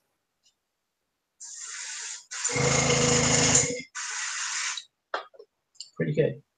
I don't know. I'm feeling pretty good about this. Let's see. All right, so now they actually need like a secondary color now that everybody's sort of steel looking. Sort of steel looking. What I really like about blacksmiths It's is beautiful. sometimes they're beautiful models, and I like to think about them blacksmithing. I like to think when they play Guild Ball, I think that they play Guild Ball like blacksmithing. They're beautiful. Sometimes I think about them playing Guild Ball and I'm riding a horse into the sunset. And suddenly I want to draw my tears. I have a single tear going down my eye when I think about Guild Ball.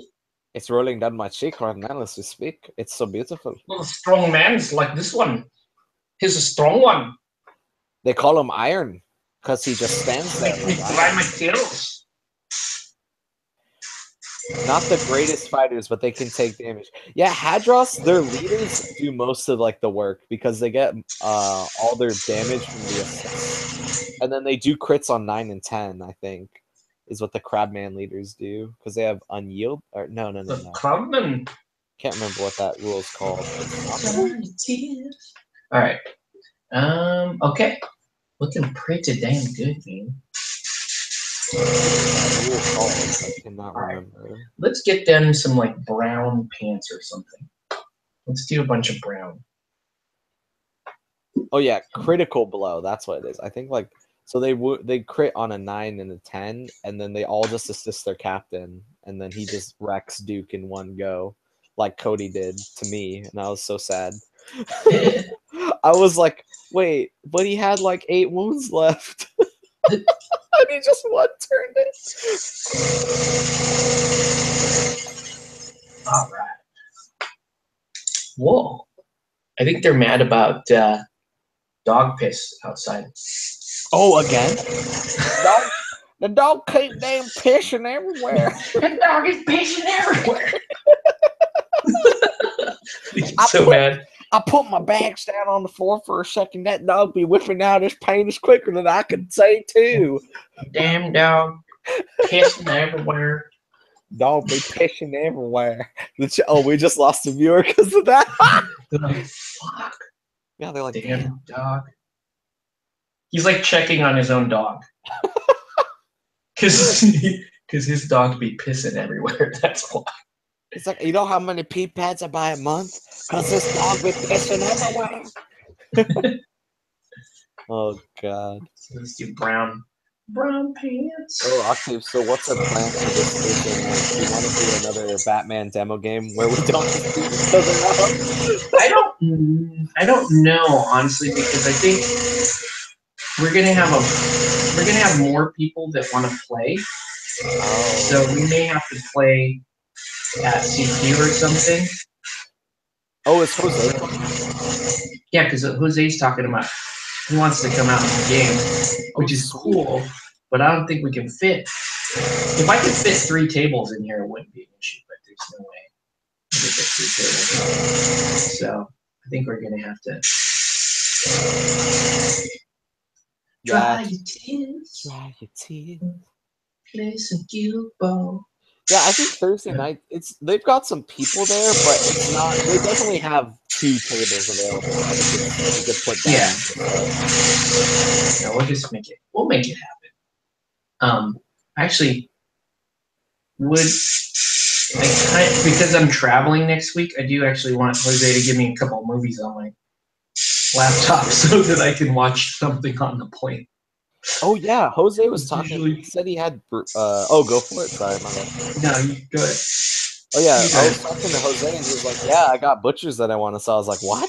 He's like, "Yeah, I'll give them to you for like a couple bucks." I was like, "No way!" So I'm gonna have to go to the bank tomorrow. Buy butchers.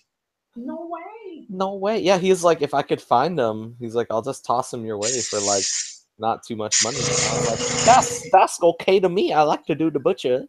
I thought for sure he was gonna be into Guild Ball. I'm actually pretty shocked that he isn't.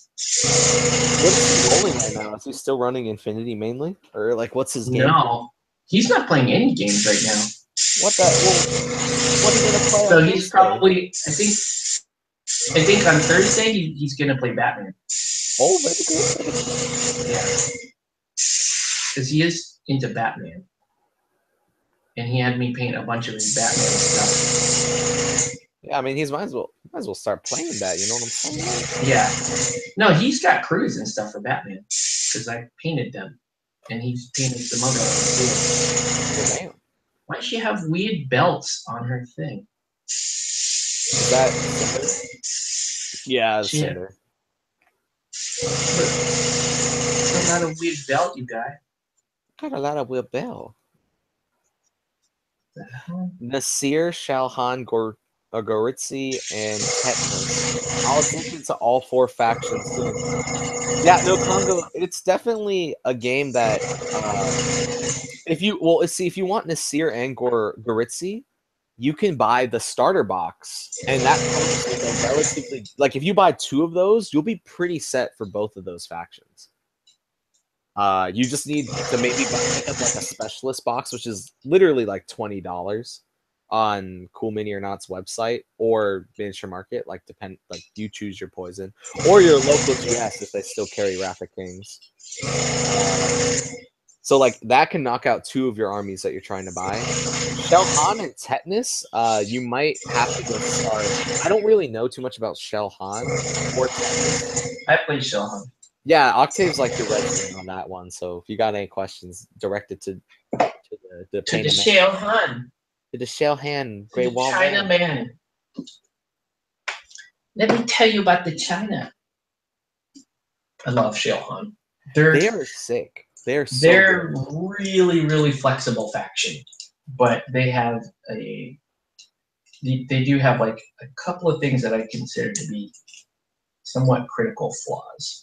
But they are kind of they're considered the flex faction. And they have that one like really cool model with like the air spinning around it, and she's like smashing her staff on the ground. Oh yeah, the Blossom. Yes, she is such a cool model. I'm like, damn. I must have a really, really massive clog in here. Octave, do you have the Twilight Knight? I do. Oh, that's so cool. I do have the Twilight Knight. Mine doesn't have a shield though. I forgot what happened to it. But the model looks rad. I had fun painting it. Congo. I already have an idea of what I want for the faction. I don't always buy everything for a faction unless it's a small skirmish game like Guild Ball. Yeah, no, I completely agree. There's like I told Kevin, he's like, how many factions are there? I was like, well, there's the main factions, and then there's like the house. So there's the main houses, and then there's like the intricate groups within those houses. Like you can play a Nasir army with just Ashmen, and then you can play a Nasir army with just Fellhammers or like Heligar. Yeah, and like so I told him there's probably like a good 12 if you really, really like break down every faction to its core, you know? Mm-hmm. So like the Wrath of Kings is definitely a game where you can get your army, like a secondary unit that you might throw in the mix just for fun, and then a bunch of specialists just so you keep the flavor. Mm-hmm. But yeah, no, Wrath of Kings is definitely a game where I don't think you can get bored with an army very quickly, just because there's so many things you could do. Yeah, I think that's fairly true. I'd say that's fairly accurate. Well, I mean, obviously, like you can only play Ashmen so many times before you're like, all right, bunny samurai guys, yeah, whatever. Like, mm-hmm. But I think where Wrath of Kings really shines is in the characters and like the specialists and just like the leaders, how they can like change your unit and the flow of how things feel. Like I could play Ashmen with a Hakar and be like, oh yeah, like this is Ashmen with they kill somebody, they move inches. And then I could play Ashmen with their specialty character, and I'm like, wow, that really just changes up the way they feel, you know? Mm-hmm. This is true. So Congo, what do you think? All right. Goritzi, what do you think you're gonna run for Goritzi? And if you say full wolves ban, a lot of people say that. You gotta give some love to the grills. Give some love to the grills, man. Team Edward, you gotta Team Edward that shit. Yeah, because I know. Oh, I keep forgetting it. Is it Dimitri or Wow? the guy curly hair, showed up to paint day, plays Gritzy. Starts with a D. Damien? Damien. Yeah. Damien plays full wolves. Cody plays mostly full wolves. Like, he has the other units, but he likes full wolves. I'm pretty sure there's a couple other people. Chris, he was playing full wolves. Ah, I see. He still plays Garitzi. I think he plays Garitzi and Nasir. Oh, dang! So basically me. Yeah, he plays those two. What did Matt play? Matt plays Nasir. Ah. I don't know what else. Dry your tears. Dry your tears. And Mark plays Nasir, Hadros, and he plays Nasir. He has Hadros. I don't know if he. Oh no, that's true. He did assemble them, but I don't know. I can't really gauge his interest in Wrath of Kings right now. Yeah, I feel like if we start the scene up again, though, like a lot of people would get back in, because that's the problem. It didn't have like a scene. It was just a bunch of people playing at home, and then like there was. I don't want to say there was no like fire to fuel them, you know, but it's like when you feel like a game is dead, that's when a game starts to die. It's not go for it. I was just gonna say that, yeah, there were a bunch of people playing it, but nobody was willing to push it. Yeah. Like we were playing. I think some of the earliest players was I guess myself and Phil. We played, and we would just play Wrath of Kings with each other. Like we never really were that into pushing it. I think Phil put together a Facebook group for it, which was okay, but we never really like kind of got behind it and pushed it. Not like Build Ball, not like Batman or any of the other things that we ended up pushing. Dude. Yeah, that's the thing. Is like, I feel like that's the problem with what people are thinking is going on in Relic Knights. Like, they think that the game is dead. In their mind, they perceive that the game is dead, and because that, other people are perceiving that it's dead, which is actually slowly. Maybe, I mean, the game's not dead. It's still alive, and there's definitely communities that play it, but it's like as think that a miniatures game is dying, that's when it's like the MMO game. When a community has a perception that, oh, this game is slowly losing its potency, that's when it starts to actually take a hit. So like Pokemon Go, for example. Pokemon Go, like, people just gotta feel like, oh yeah, this game is starting to die off. Like, let's all stop playing. That's what happened with Pokemon Go. All right, back to comments, and enough on talking about dead games. Blade Wolf 9. I've been playing. I feel playing full wolves would mean bad things. Yes, it does. You're ridiculously strong, but you can't forget your grills, dude. Albert says Mark has them all. Yeah, he does. Blade Wolf. Well, if it isn't a dead baby, it's Stormate. Oh God. Oops. Can you check that up a little bit?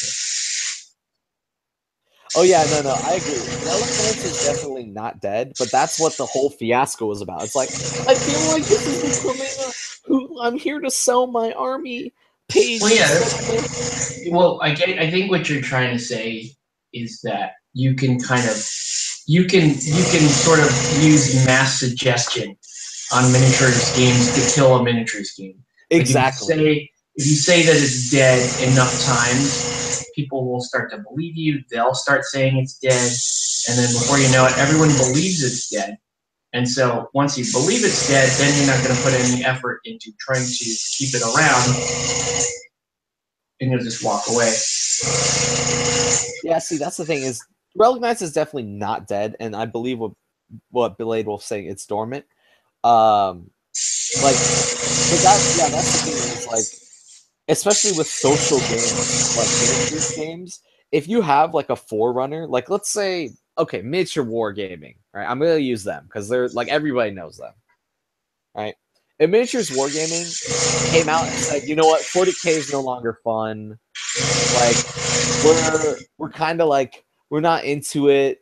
8th edition just it killed the game for us, and like they made an entire video on it, and it got like really big. I feel like the 40K community would actually take a huge hit because all the people that watch them would perceive like, oh wait, maybe they're right. Maybe the game is dying. Maybe they've had one too many editions. You know? Yeah.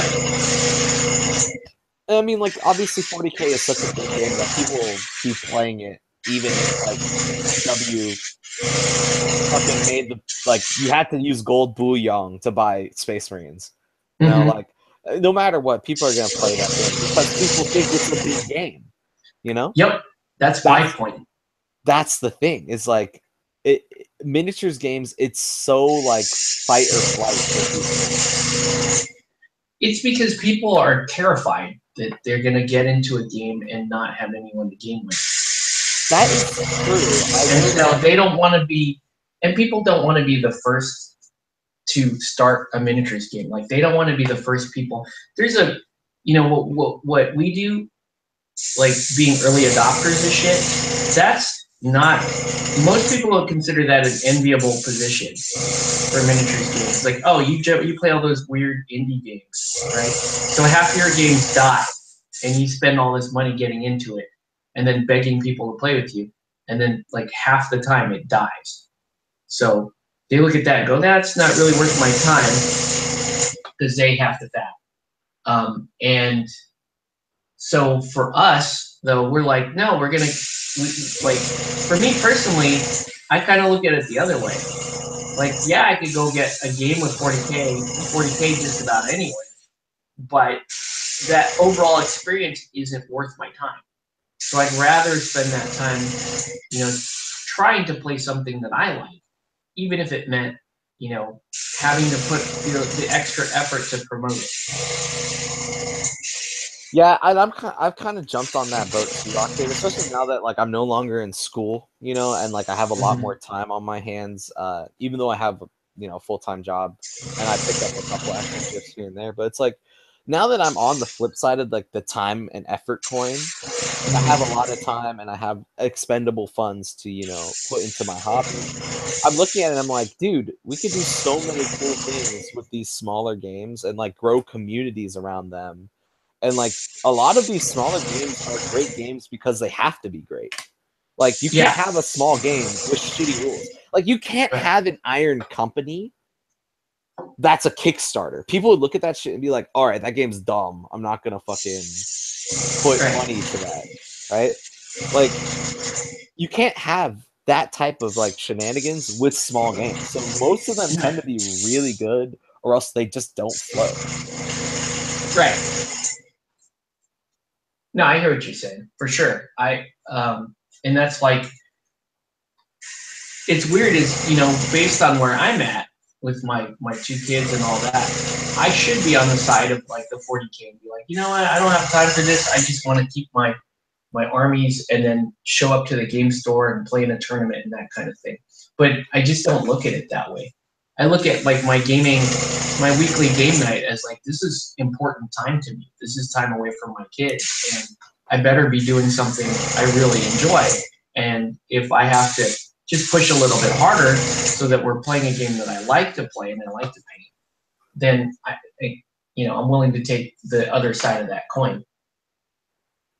Yeah, that's true. Because in your mind, your time is way more valuable than just picking up a pickup game of any old game, you know?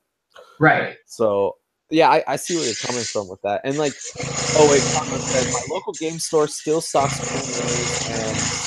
cool minis or not, and soda pop games. That is good. I think CP still does stock. They definitely stock Relic Knights. They stock everything.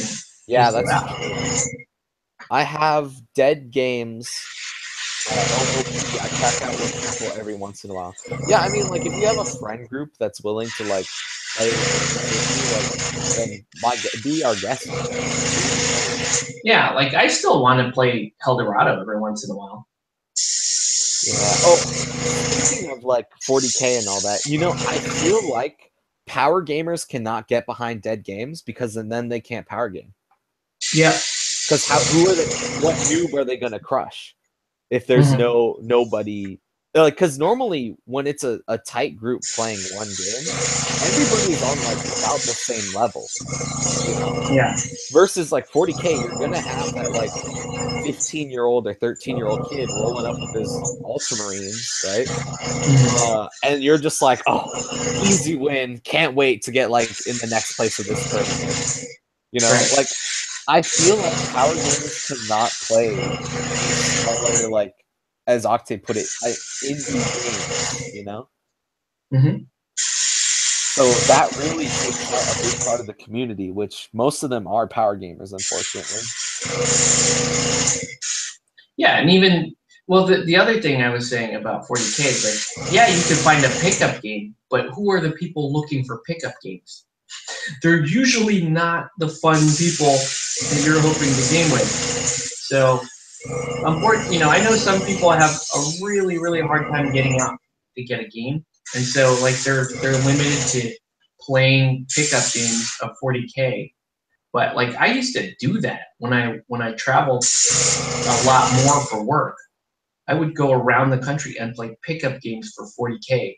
And a lot of times it was just freaking miserable because the people that you're gonna play, the people that are willing to play a total stranger in a hobby store usually are like they're either like really, really new and they don't have any friends, which is cool. Like those are usually the school players. But a lot of times it's the power gamer that everybody just sort of shuns that's in the shop. Like he's just still lurking around. Hey, you want to play? You want to play? Hey. And everybody's like, no, I'm sick of you, dude. You're terrible. Like I don't want to waste my time with you.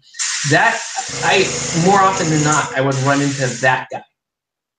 When I was traveling for work, and it got to the point where I would travel with an army that was essentially just an anti-power game army. Like I would just be used to playing against power gamers. Yeah, because you have a point. It sort of dawned on me when I was in Arizona once. I was playing some kid who was, he thought he had an easy win on his hands because he thought I was a noob or whatever. And I had my case on me, and I had every counter to him. Like I took him out in like a turn, or no, more like 2 turns. But still, I realized like, okay, I can do that, but this is not entertaining to me. Like I would have rather not have played a game at all than have to play that. So that's kind of where I'm coming from. Like I don't really, I'm not desperate to be in the game that everybody else is, because a lot of times that's just as bad. That's true. Like I'm gonna rag on Infinity for a little bit. like when I heard that people would come with these painted really cool looking models and then replace them with a piece of cardboard because it's the standard size for AROs, I was like, dude, come on. Like, really? like why would you do that? All right, well, let's read some comments. Get pickup games with guys who are chill. Yeah, but sometimes it's just hard. Like, it's hard. If you're showing up to a brand new town and like this guy wants to get an easy win off of an outsider, because he could be a dick to this outsider. Right. He can say, I'm gonna club baby seals to you because you're not gonna be there. There's no repercussions for him being a dick. Right. Like that's the problem with the power gamers who like prey on traveling people. I don't play 40K competitively because I don't feel it's competitive like Infinity, for example. Yeah, no, Infinity is definitely a competitive game. I do generally like my 40K though. I will agree 40K has its moments in the lore, especially like if you don't take it seriously. Like if you take everything with a grain of salt with that game, I feel like it would be more enjoyable. Yeah, those guys happen way too often. I think it's talking about the power gamers. I size people up when I go to a new store and try and figure out who is and who is, and try to find a fun opponent and not the power gamer. That is true. That is true. But sometimes it's hard, man. Sometimes the people who you think are like nice and friendly show up with fucking loaded dice. Like, oh my god, nope, I won't go back to Iron Company. We're past that. That was weeks ago. All right, make him cry, Octave. Make that young teenage boy power gamer cry. And he said XD joking. If you gear up oh, go for it. I'm like, are you? Because I'll do it. But no, I don't play that. I don't play it no more. If you gear up to a fight or to fight a power gamer, you typically lose to the average people. It's true. It's true. Yeah, I mean, like if you're going to counter the strongest army, those counters normally aren't effective against like hordes, unless you're trying to counter hordes. Or balance, because those armies usually have a glaring omission, like a glaring weakness, or something that you skipped over because it just doesn't exist in a power gaming list. Yeah, that's true. Basically, Wild West mentality in a bar. Find the female opponent.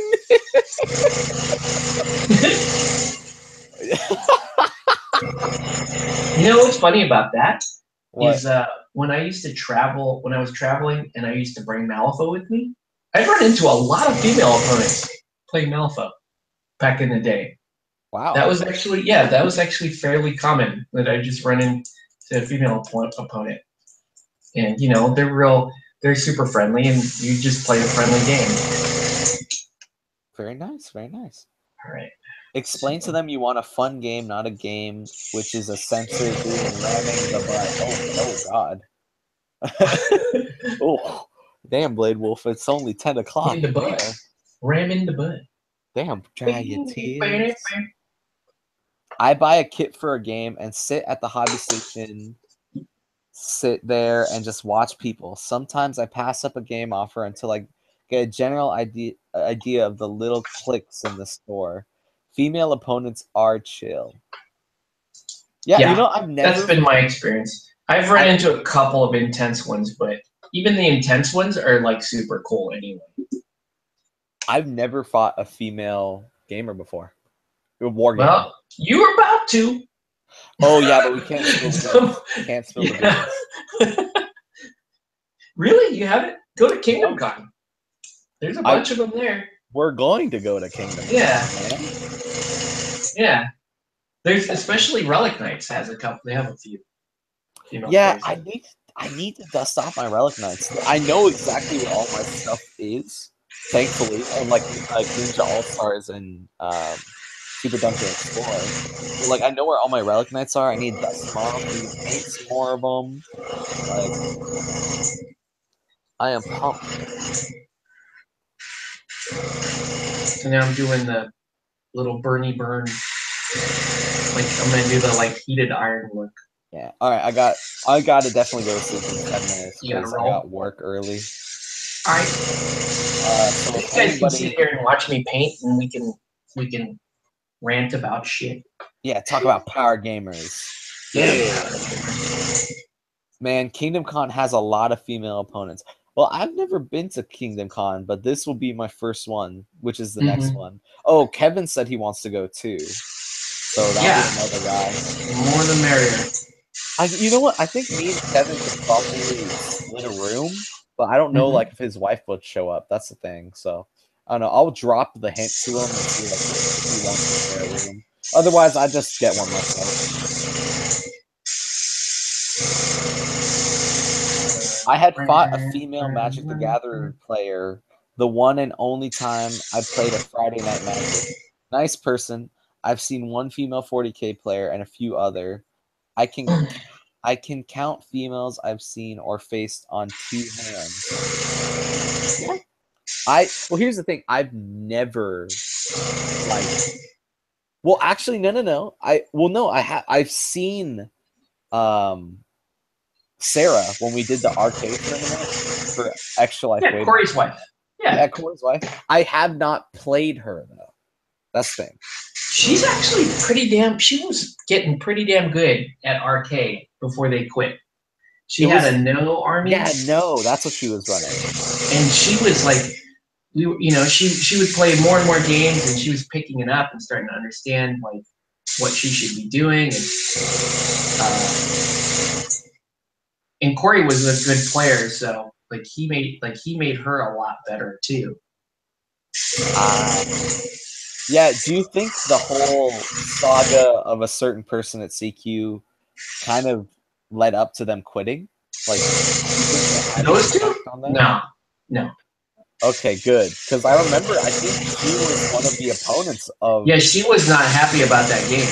I remember that, but that didn't. She continued to play after that. So. Okay, good. So I wouldn't say. No, they just moved on to other games. But she was really starting to become a really good painter and all this stuff. So I was kind of hoping to see that they would stick with it, but whatever. They moved on to other stuff.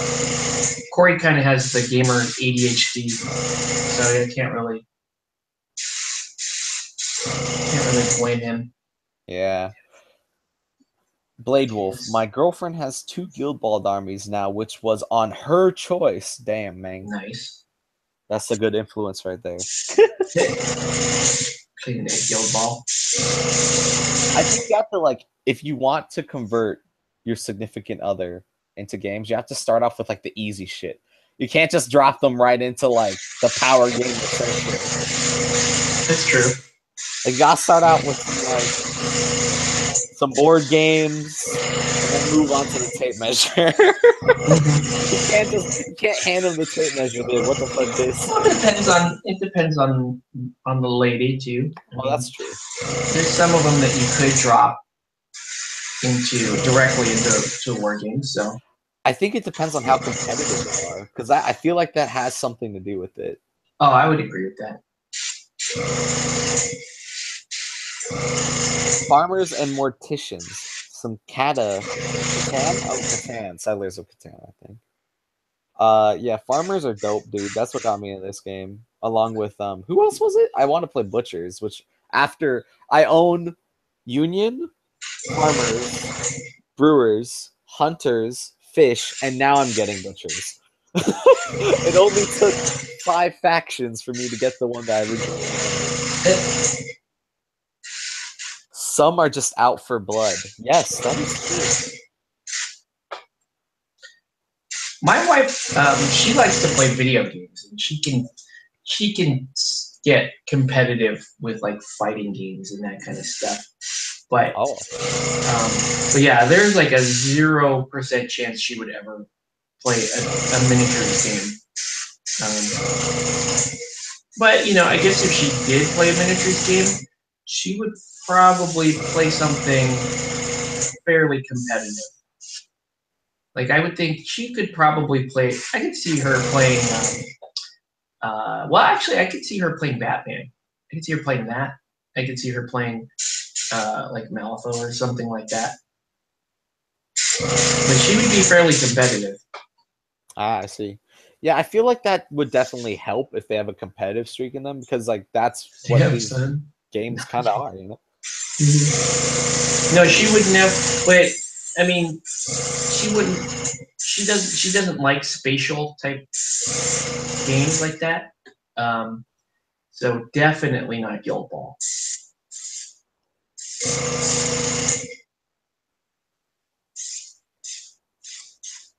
All right. I think these are gonna look dope. One thing I will give 40K though is how over the top. Like, here's the problem though: is power gamers would never play these units, but there are some things in that game that are just so over the top that I'm like, damn, that seems like it'd be fun to play. But then I'd get crushed every game by a power gamer. Oh, the other thing I should say about my wife gaming is most games would not pass her aesthetic test. Oh, I see. Games. The girls are not hot enough. Like, she would only Relic Knights might be the only game when she's like, okay, I play that. The girls look hot in that game.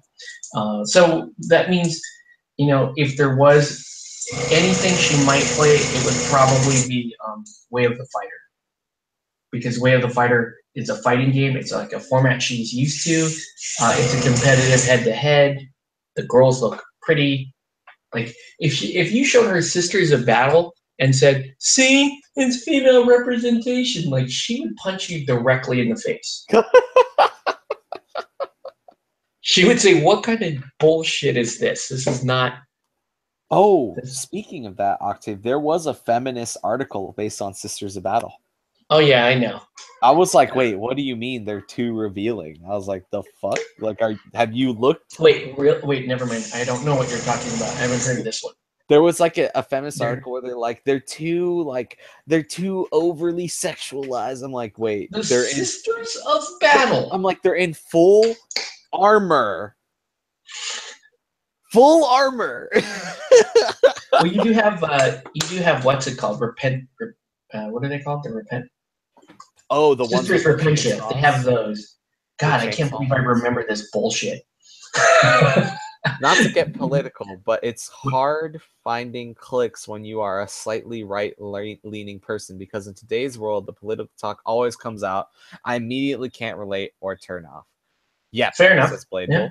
I agree. 40K Yeah. orcs is fun. Sometimes you blow yourself up and the guys around you. Mm-hmm. Yeah, no, see, that's the thing. Is like 40K has, because they're such a big game, they can afford to make like really weird shit, even though they know it won't do well, because the power gamers will buy the fucking $200 models that they put out, which are like ridiculous. So they know they could take a hit on the things that are gonna gather dust on the shelf, but they'll still make it. You know, I mean, yeah, that's the luxury of being such a big game. But I was like, oh yeah, Space Marine captains can do orbital bombardments. Like the captain, I was like, why does no one do that? That seems like such a cool idea. Like I get to nuke people with like a giant missile from space. I was like, yeah, I'm gonna play that, and no one was like, oh yeah, no, that's dumb. I was like, oh, do that. That's dumb. They're like, just take a captain. It's like 100 points cheaper. Like, why pay more? I'm like, but like he's cool, and they're like, no, don't do it. I was like, oh. I still did it though. I didn't give a shit. I'm getting some Sisters of Battle to go with my Sisters of Silence and Custodes. I probably will admit though, they haven't held up, and Arcade Girls, etc. are pretty to look at. And Sister Sledge. I like my orc dive bomber. Roll bag and stands over the ground in a blaze of orc glory. Twisted Sister? What is that sign, Octave, with a bunch of swords? Says Nelson. Oh, that's the this is the guild ball. This is the blacksmith goal. So it's like a it's like a you know, it's like a furnace with a bunch of swords on it. So right now I'm coming in and doing the heat to give them a little bit of color. He's raising the heat. I'm giving them like this kind of like for some reason their weapons and their shields and stuff are still drying down from being freshly hammered. Yeah. Cool. If you guys have an extra copy, please let me know. What is that? Who is winning the campaign, Hunters or Morticians? Oh, Nelson said, if you guys have an extra copy, please. Extra copy of what, dude? Of the goal? Do you want like an extra goal? Is that what you're asking? I'm not sure. If I have... I don't know. Who's winning the campaign? I'll check for you, Conrad. Last I checked, it was pretty neck and neck. Like the more like for one part of it, like it was really one-sided, and then it became neck and neck. So let me check. Oh wow, I think they're not showing it right now. But last I checked, like it was so close that they kind of removed the post value because they didn't want to sway people to like one side or something like that. That makes sense. But the funny thing is, Alchemists and Engineers, they're like 30 games apart now, and Alchemists damn near secured Harry, but now engineers are like, no. Yeah, engineers have been pushing back. I don't have an extra copy of this, unfortunately, Nelson. But who knows? We might be able to get one. Yeah, Congo, I think it's so close that they don't want to like sway people. So they removed the post amount, like on the forums. So, I mean, that could only go to show you probably how close it is. But I feel like the Brewers are definitely getting decimated. Like, unless Masons pull out like 3 guys with 10 wins each. But even then, we're like 100 ahead right now. Still can't figure out how the largest faction Masons aren't reporting games. Because, man, they didn't like the sculpt. They didn't like the sculpt. That's what I think happened. It's a Steam Forge, what do they call it? It's like a fuck. I lost the word. When they purposely like it's a God dang, it's like an inside job or what do they call it? It's like there's a word for it where it's like, oh, it's all the government's fault. They did this. Oh, conspiracy? Yes, it's a conspiracy. Yeah, it's a conspiracy, man. They made the sculpt bad on purpose, so Masons wouldn't win. We all know They looked at the data and it's like, why too many Masons players? Yeah, fuck them Masons players. We're gonna give them a shittier sculpt. Like basically, and like the thing is, Decimate used to be a brewer, so it just makes sense that you come back into the fold because they don't get like. Here's the thing: of all the guilds, brewers would give the least amount of shits if someone left and came back. Like, because literally, all they do is sit in their guild houses drinking all day and have bar fights. And like, if someone left and came back, they would just have a bar fight and be like, "You're cool again." Like that's basically it. Like that is their lore in a nutshell. It surprises me none of them have died yet, but I'm also happy because I like all of them. Oh wow. Well, see, yeah, that's the thing is like I need to do. Like Lucky works for both Masons and the Brewers, and the thing is he used to be a Mason, but now he okay, so basically his lore is really weird. He used to be a Mason, got into an accident, lost his arm.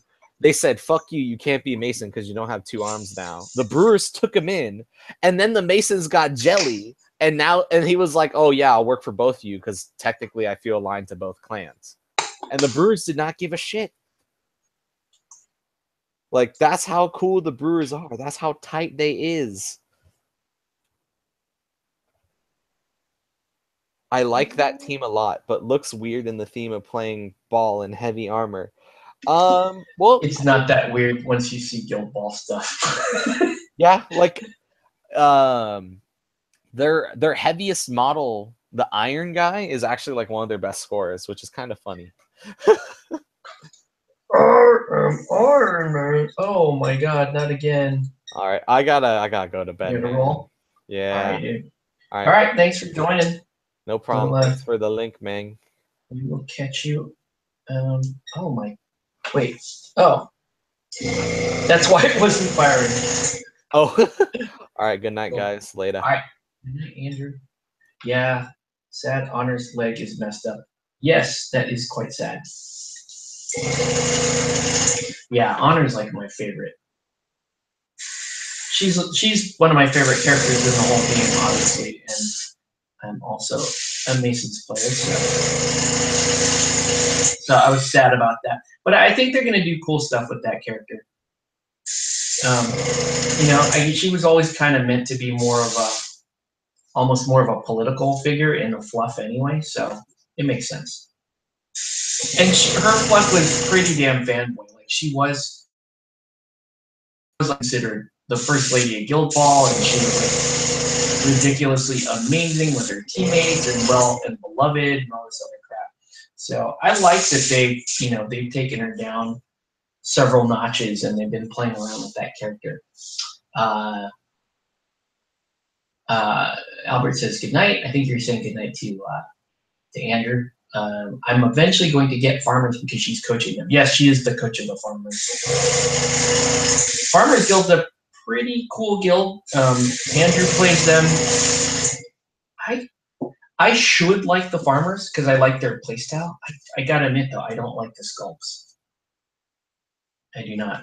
You know, Farmer Wolverine and the what's her name, Bushel. I did not like that. I was really disappointed in that sculpt. These are okay. I don't know. These sculpts are okay.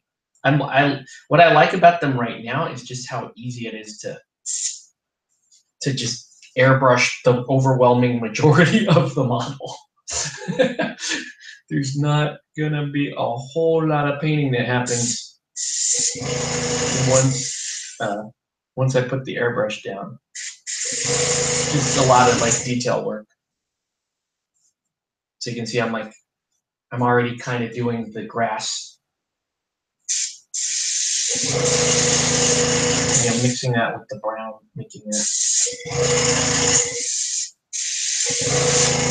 I'm really shortcutting these models, guys, in case you were wondering.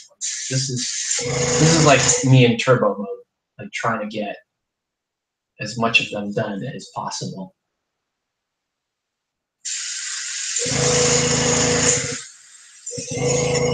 But yeah, I don't really like the generic texture on the bases. So if I were to play this team, I would buy the team again and then pop them off the bases and go from there.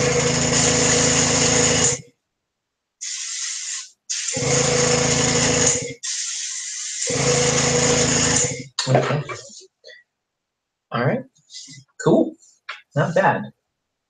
I don't even know what the hell I'm gonna do here on this base. I guess this whole base will be green. I'm not sure.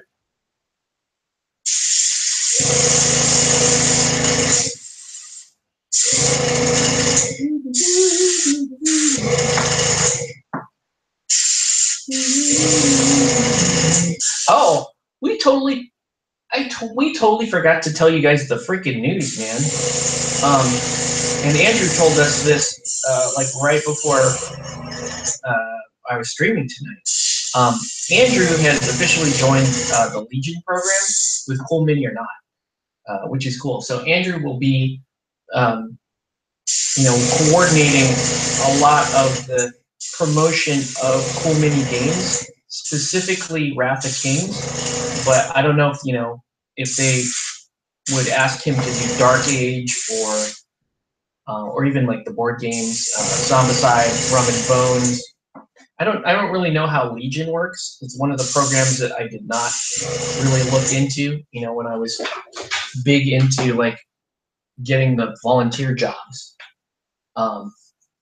So yeah, for all of us local guys here, Andrew will be the guy that's going to coordinate Wrath of Kings and who knows, like possibly any of the other CMON games.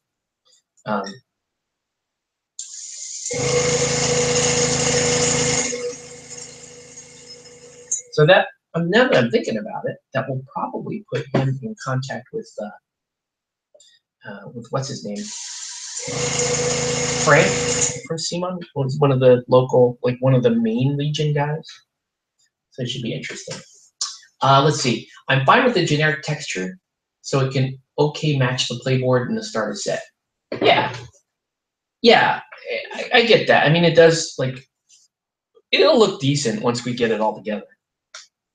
I'll throw a couple of tufts on it and we'll call it a day. Yeah, it'll look decent. I just, me personally, I would prefer to be able to stamp. Seems like Andrew's really excited. He loves Wrath. Yeah, it's weird too, because Andrew is so. We got him into Guild Ball. I will take credit for this shit because I'm patient zero, right? If you guys want to know what my brag is regarding miniatures games in the local scene, I would consider myself to be patient zero, meaning I don't necessarily spread the infection, but I'm typically the originator of it. right, Nelson? You know, I'm usually like, oh, I get somebody into something, and they get so into that something that they run with it. Like, okay, like, you know, Nelson, you want to play some Batman? You get Nelson into Batman, and then, you know, suddenly like Nelson's like dragging other people over week by week, and like, okay, we're gonna get more people to play Batman, and we're gonna do more things with Batman. And similarly with Andrew, it was like, let's get Andrew. I got him into Guild Ball, and he got playing Guild Ball, and then Cody and I were talking. He found Cody, brought Cody over to us, and then Cody and I were talking. And Cody's like, "Hey man, I play Wrath of Kings. Do you play Wrath of Kings?" I'm like, "Yeah, I love Wrath of Kings. It's a cool game." And we got, and you know, and Andrew was kind of avoiding it for a while. We're like, "Hey Andrew, why don't you come play Wrath of Kings with us?" He's like, "Nah, man, I'm good. I got my Privateer Press, and I got Guild Ball, and I'm happy." And then, you know, obviously I don't like that. Let's see. Yeah, here come the comments. Yeah, thanks to you, I'm heavily invested with Batman in quadruple digit spending now.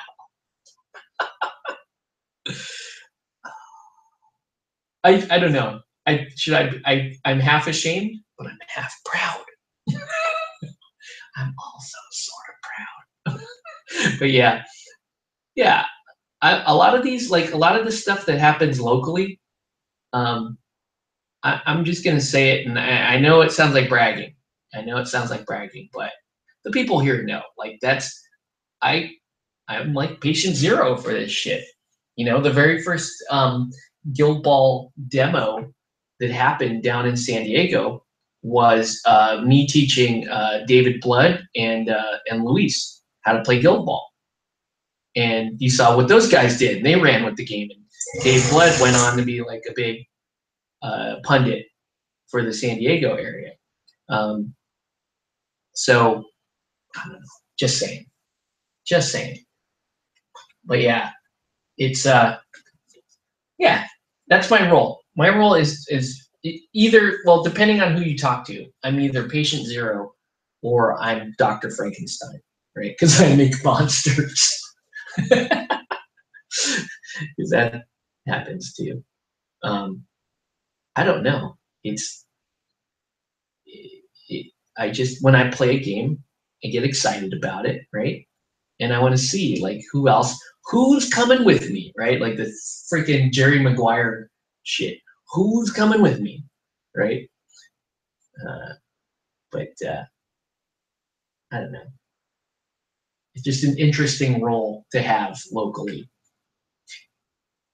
And I think some of the people understand that. Some of the shop owners or convention organizers and stuff, they kind of understand that about me.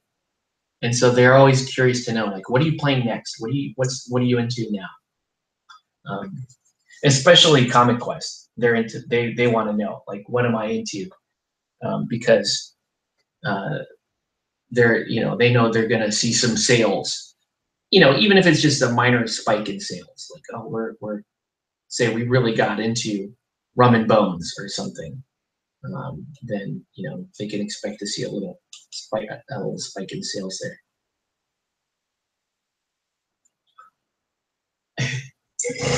Damn you, patient zero. That's right, dude. I mean, let's stop being polite about it. That's me.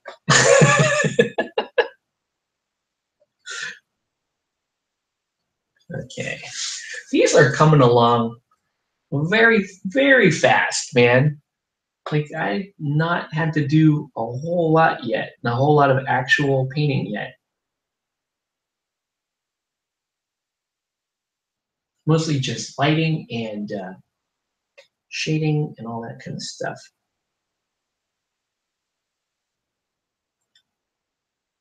But yeah, I do like that. I can do like these like heated effects on them to kind of give them additional effects. Like if these were all NMM, it would kind of drive me nuts, but they don't have to be. I can kind of make them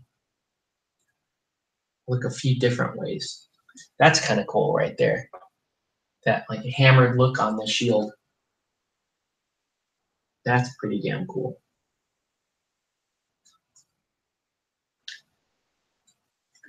All right.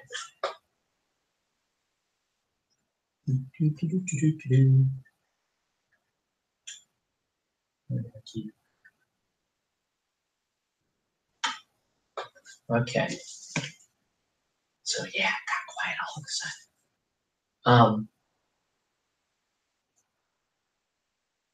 So I kind of put myself under the gun to finish these because I want to play them on Thursday. But this is kind of what happens. Like usually when you get one thing, you start working on something, you get a lot of other jobs that kind of come in at the same time. I've got another client that's been sort of threatening to send a commission my way, and I still have to hit that 1K mark on my extra life. I'm not sure if I'll get there. I mean, I might get there before the end of the year. If I continue to donate portions of my sales to the campaign, then for sure I'll get there. But, how is it really worth it for what? I totally need more. Totally need more red down here. And kind of show that idea that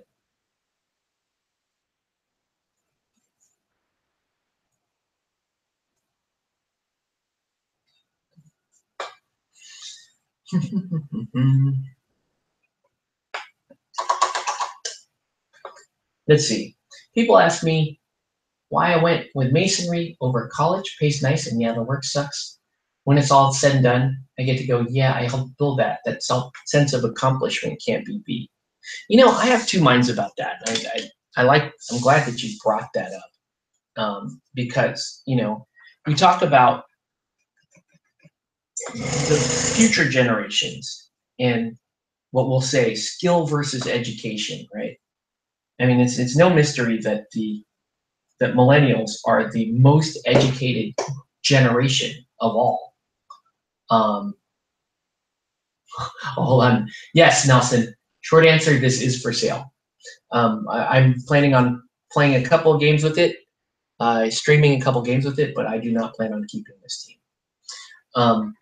Anyway, they're the most educated generation that that the world has ever known, but they're also the least skilled generation that the world has ever known.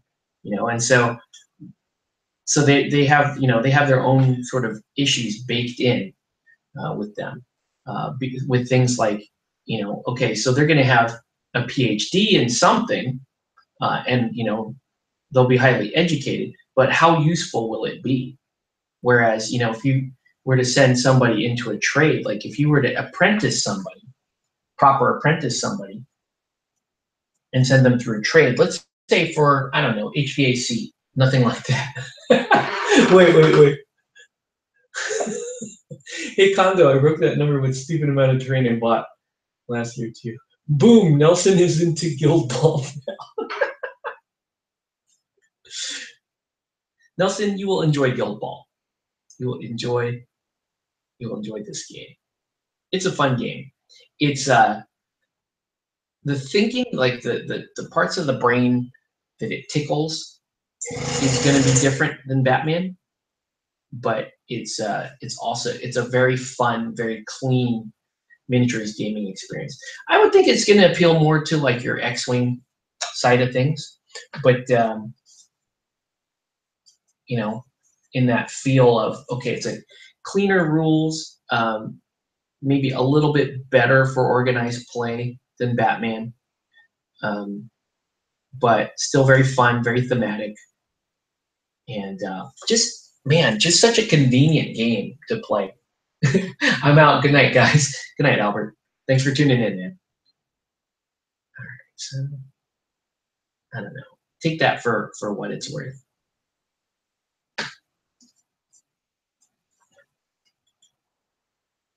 Guild Ball, I would say, really does kind of challenge your critical thinking and your timely thinking. You know, Andrew is a master prognosticator. Like he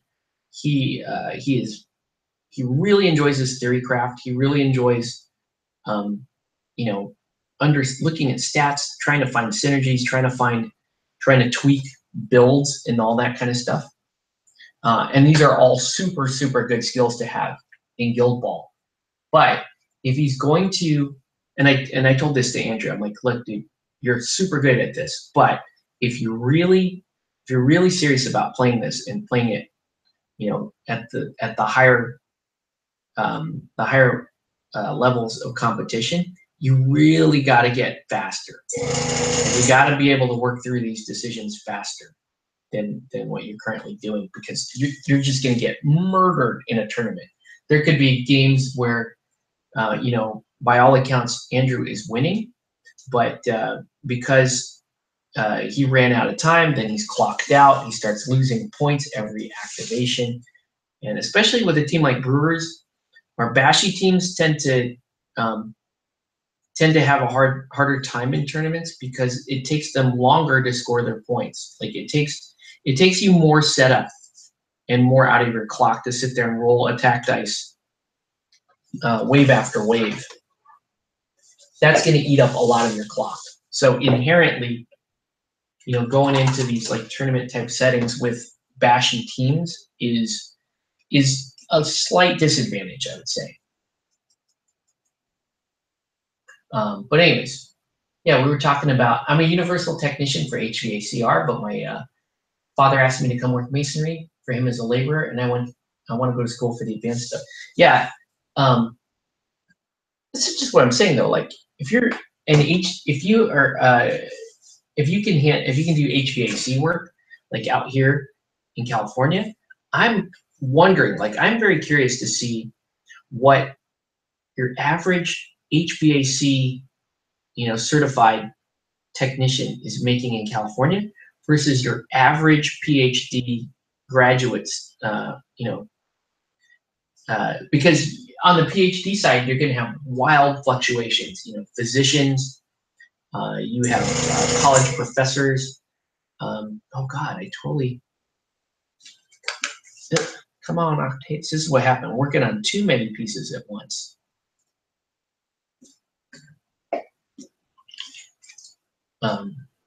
Yeah, I'm curious to know, like, on average, if you took all the money that the PhDs make right now in Orange County versus the money that, say, an HVAC technician, the average HVAC technician makes in Orange County, I'm wondering how close those numbers are, because I'm willing to bet they're closer than people realize. Yeah, and just like, yeah, you're right, Congo. There's a person with a PhD working as a waiter at Outback. I mean, I know some people that are PhD candidates or have earned their PhD. I know somebody that's earned their PhD and doesn't work. You know, just because it's just not, you know, it's more economical to not work and you know, take care of the child rearing and manage a household. It depends on what your PhD is in, obviously, but we're giving out a lot of PhDs, and quite frankly, in areas that aren't profitable. They're not profitable for the people that are earning them, and so they're like wondering, well, how come, you know, I just got my PhD? Why am I not making six figures immediately? Because you got your PhD in feelings, guy, and you need to like figure out that the world does not run that way. I don't know. I know I got like a little ranty there, but it's true. And so, you know, I'm looking at my own kids and going, well, I definitely want them to be educated, right? Absolutely, no question about it. I want them to be educated, but I would be very remiss to not encourage them to learn skills as well. You know, what if my kid said, hey, you know, I just want to be a plumber. I want to, or, you know,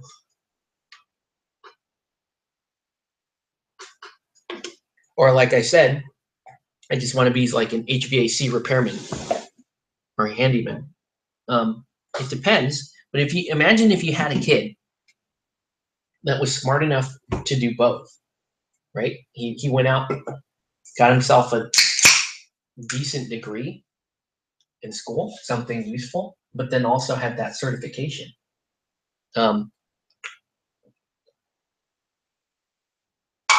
That kid's gonna do just fine in the marketplace. Let's see. Be smart, but be smart and relevant stuff. Agreed. Okay, so let's start. I think we can actually start to zoom in a little bit and get this guy in focus. It was a lot of airbrushing, but you can see what it's yielded, right? There's some really cool colors going on with this model. And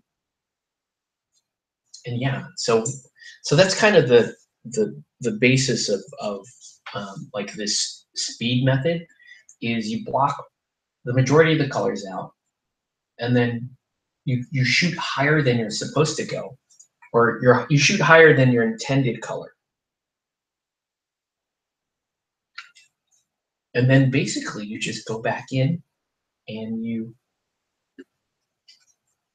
glaze medium. I don't want to use glaze medium. Actually, I want to use water.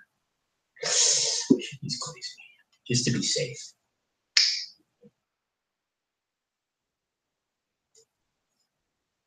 You should have a Game of Thrones sword, throne goal, or terrain piece. Yeah, if you're gonna do blacksmiths, maybe. Let me see that. So you do that, right? And so I'm going to take that armor wash, which is very similar to a black ink, and I'm just going to come in and hit all those crevices and just bring some attention to those crevices.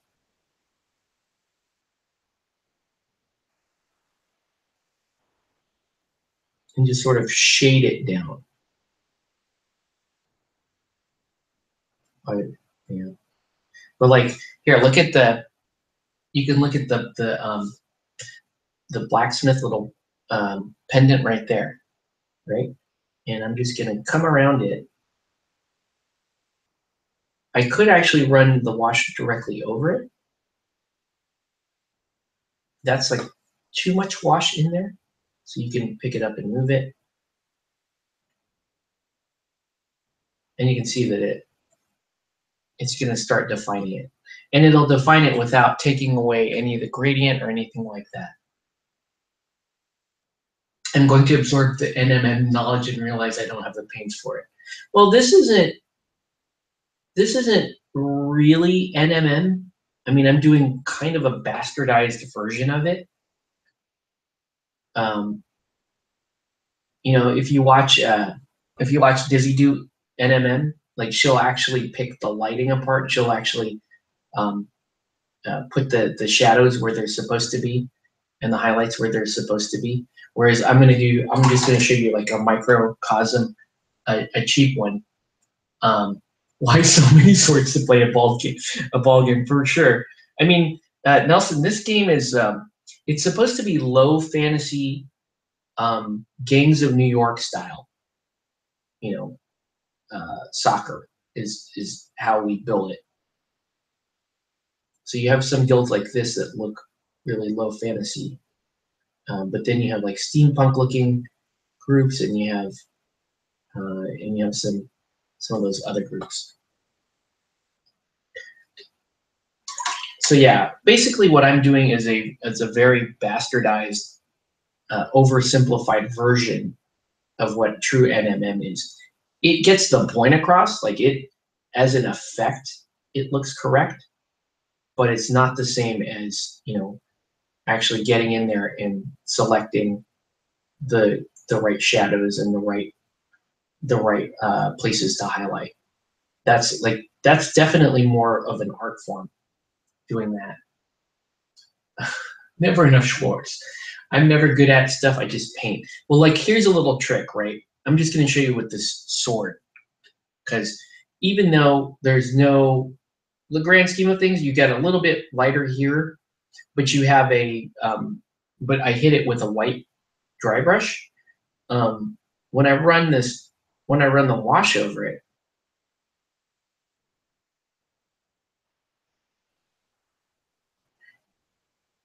it's going to start to define it. And then because it's a wash, I can blend it down to give myself the shadows that it should have.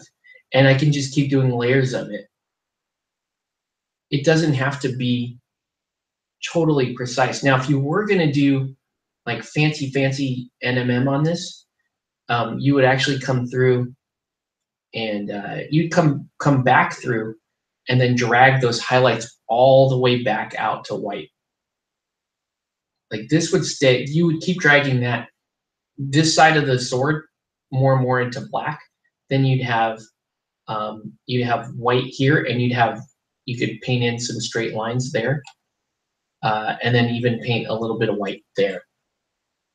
In other words, you would physically pick out where the lighting is going to come from, and then kind of feather into and out of that area. And that's really where the talent comes in, the people that actually do NMM. Like I said, what I'm doing here, kind of just a bastardization of it. It looks pretty cool, like to the untrained, to people that aren't looking for display level miniatures. Like most of them, at least in my experience, are really, really happy with this effect. They don't really need it to do much else. But if you are talking like high quality piece, high quality paint job, then this is a bit lacking here. Just doing this like wash, this airbrush and wash, essentially. Well, it's an airbrush, a dry brush, and a wash. And it kind of gets you there. So same thing here on the shield. I'm going to pick the areas where I want definition, and then I just take that. I'm using an ink glaze to give me that definition. And notice, the other thing I'll point out too is I'm going to cover this shield almost everywhere. All the bordering. And I have not yet gone back to the well, right? If you're doing that right, you should be able to just spread it very thinly across the whole thing, and you're going to be very efficient with that. It would take you several layers to get it correct. Once you get it correct, you're good.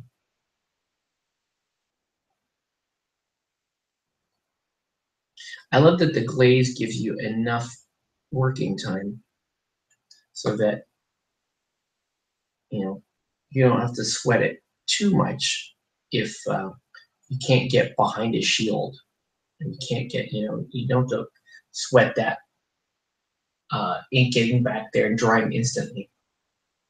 I use metallics because I like my metallics. Okay, so full disclosure here. The reason why I got into NMM for two reasons. One, because metallic paints thrash your brushes. And if you have a good brush, like a good Kolinsky brush, you don't want to dip that in a metallic paint because of the flakes. The flakes will start to tear up that that particular shield.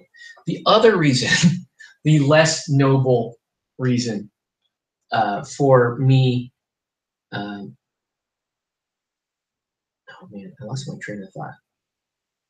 Oh, the less noble reason for me not to use metallics is because the very first time I did non-metallic metal, my friends are like, "Oh, that's pretty cool," and then there's one guy that was like, "No, that's disrespectful to the hobby." I'm not sure what the hell he meant, but he did say that it was disrespectful to the hobby. What the hell, dude?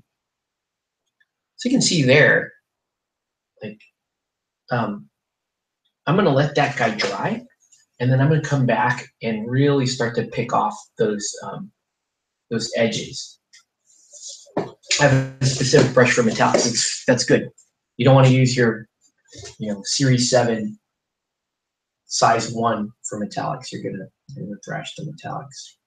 So again, I'm gonna just pick a corner here and just work my way out.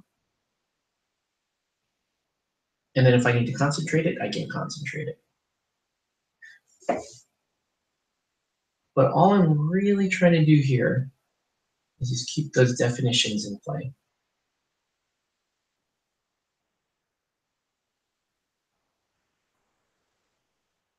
Like that's way too much on that anvil. So I'm gonna have to pick that up and start moving it around. You should not have any pulling of any kind when you're doing this. Sometimes I just go too fast.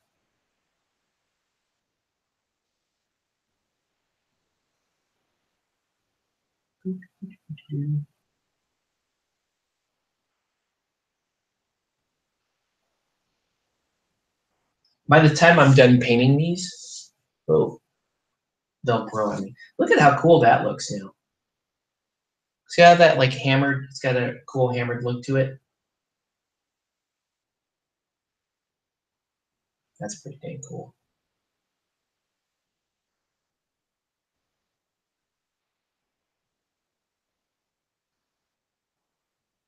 Got to hit the sack till after 2 a.m. Well, thanks for tuning in, dude. Really appreciate it. I will paint for a little bit longer, and then we'll read comments or whatever, and then see how we do. Do appreciate you guys tuning in, watching. I wanted to test this this system here, where I've got a Google Hangout streaming to YouTube, and then I take my broadcaster, mirror that Hangout, and then separately stream it through Twitch. And what I think this will allow us to do is this will better allow us to go ahead and tackle our Friday night gaming with a little bit better control over the entire process. Because if we have, so we know, okay, well, we can get the whole hangout there on stream. That helps us quite a bit. Then everybody kind of knows where they need to go. And I'm manning a camera, and that's about all I'm doing. Like the rest of the hard thinky stuff is already done. Yeah, I feel the minis are even more detailed than the resin night model minis. They can be.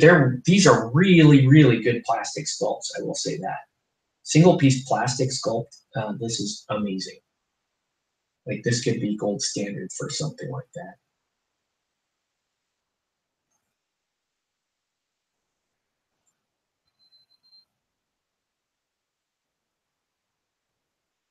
But I'm glad I'm getting to paint these so I can show you guys kind of just how this, kind of how I do these like cheap and fast effects.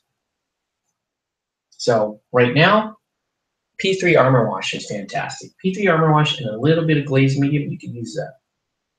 I would not use a matte medium for this. You want to use a glaze medium. You want the pieces to carry a little bit of sheen. That will make them more believable as non-metallic metal pieces. The painting farmer didn't take that long to make. Yeah, what is that? I think for me, I think I finished the farmers in a night. The ones that Andrew bought for me.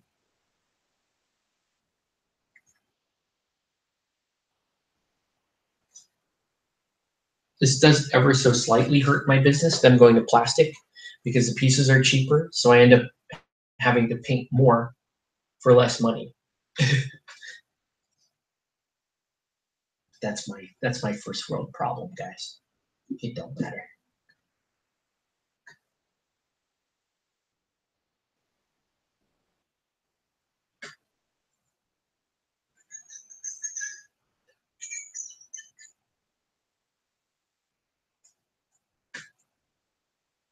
Yeah. I mean, back in the day, you could look at something like this and go, oh, just throw some GW chainmail over it, and then come back and highlight it with their silver product, right? It never quite works out that way. If you put a product like this out in the field, and usually I'm one of the first guys out to troubleshoot an issue with the product. Let's see. If I like start to ramble and I'm not making sense, it is because I'm falling asleep. I was watching. I do watch these streams once they're done. I'll watch them. I'll watch through parts that concern me and see if I need to check anything. But this last one of the last streams, not this last one, maybe the one before it, I said something funny again. Like my whole brain just froze right now. Like what was I getting at?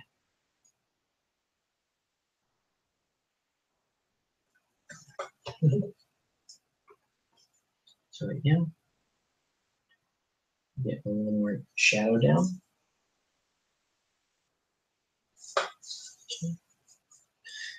One downside to doing this is, doing this kind of washing and glazing does actually slow the overall work time of the paint, and it might affect our turnaround. I don't know what the fuck I'm talking about. I'm just like lost. I'm lost in I'm like in and out of consciousness. I was watching the other one, not last night's. Last night's I was in and out of consciousness, but that was actually chemically controlled.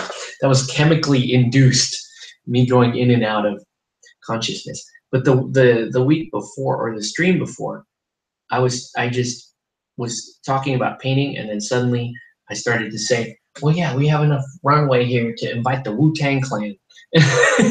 And I was like, huh, what was this dream I'm having where I get to invite the Wu-Tang Clan to places? Because I kind of want to be able to do that. But c'est la vie. Not everybody can be down with the Wu-Tang Clan. All right. Oh, she is next. This is one significant downside to working with an entire batch of models at once. Is you might move on 2 or 3 steps and then come back and go, oh crap. Like she didn't even get much of the red dry brush, but she'll be okay.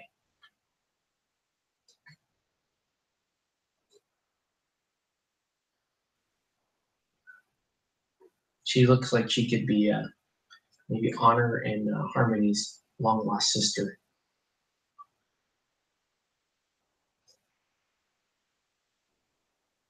I really do like her 80s like layered hair in the front.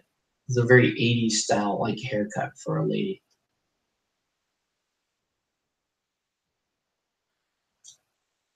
Now, are you guys as messed up as me to where you'll watch? Oh God, never mind. Oh boy, I don't know. Maybe I should. Yeah. I guess we'll just leave the question. Are you guys as messed up as me?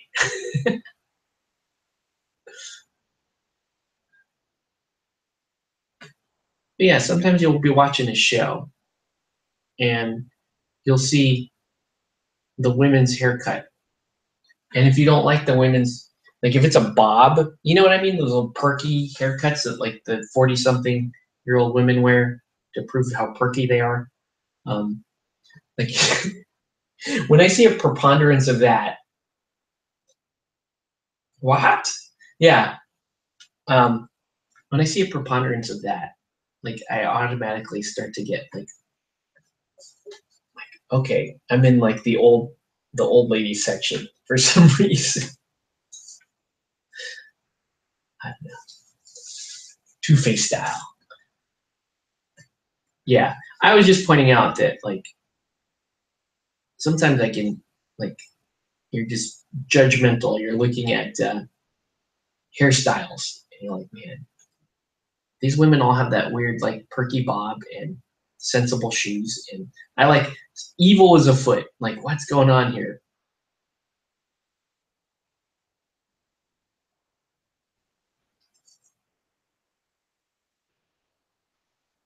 And all I was really asking was, you know, do you guys notice stuff like that? Do you ever go like, oh wow, this is an older crowd of ladies based on what kind of hairstyle they've got rocking, and you know the presence or absence of fanny packs, the complaints and fears about help. God, I messed up, man.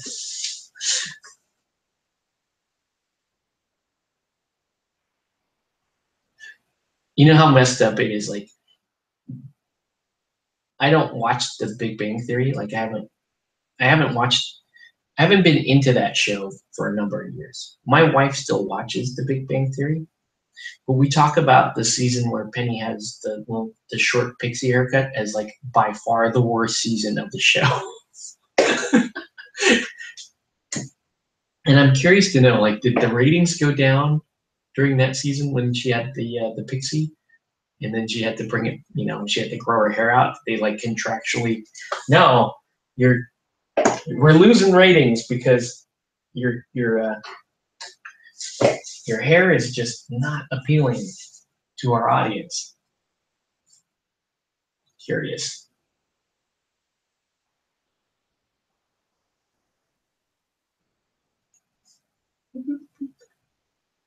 So I'm just trying to get this, trying to get all the shade together in the appropriate spots. But it's like you can see it's really easy to do once you've done enough playing around with the lighting. Like just playing around with highlights here and deeper parts here. Once you do enough of that, you come back and you hit it with like armor wash, or another one I like to use for like gold and brass, Seraphim Sepia. So you got options, and so you just have to decide what are my colors, what's going to work. Don't go off of what the bottle shows you. Like the bottle will get you to the right neighborhood, but it's been my experience that the bottle is wrong quite a bit. It's like, you know, you see a picture and you're like, okay, you know, my wife or my girlfriend or whatever is going to look like that when she comes out of the bathroom and does her thing. And then she comes out and she does not look like that because they just left out critical components. Right? Okay. So now we're seeing all this stuff. Oh, I gotta do, I almost forgot this guy. Oh no, I did get him. Could probably use it a little bit more.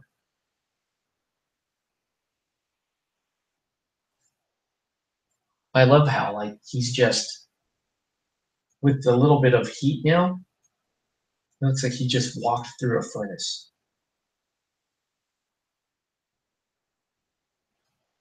Maybe he can be like best buds with Catalyst, or like wanting to be on fire and like hug people on fire. All right. Let's do a little shading here. So when I do shading, I usually like grab an edge of something. It's just easier to pull back and recoil if you need to.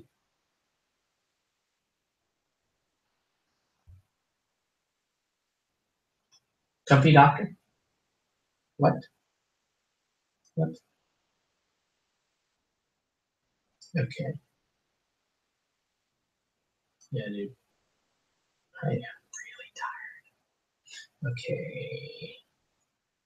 But these guys are like cooking, man. We are really cooking on these.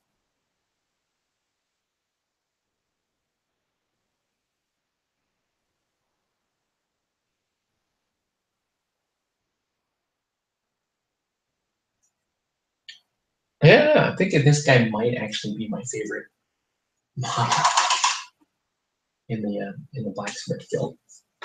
All right. In fact, it's getting kind of late. I'm going to hang out now. I just want to show you a little bit of like how this gets better and better the more you work on it, the more you do on it.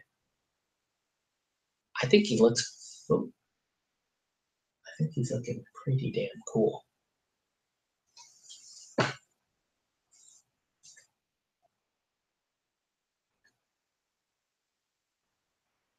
But once you get through all this stuff, now you are going to need to come back and practice a little bit of precision. Okay. And I think we're going to start with this dude, right? And I'll show you so you can see what we did with his shield. I'm going to get, now you can go all the way up to white, which is probably what I'm going to do, but you don't have to. You know, if you want to play it a little safer, you can go up to like a pale blue-gray. You can go up to an off-white or something like that. And I'm going to go with just white because you thin it well enough and you get it, and it flows out. It does the trick. Okay. So even though I've dry brushed it white, you still want to draw out some specific lines on the mini to just give you a little more presence in these final scenes of the feed. Okay. So I'm just picking extreme edge highlighting here.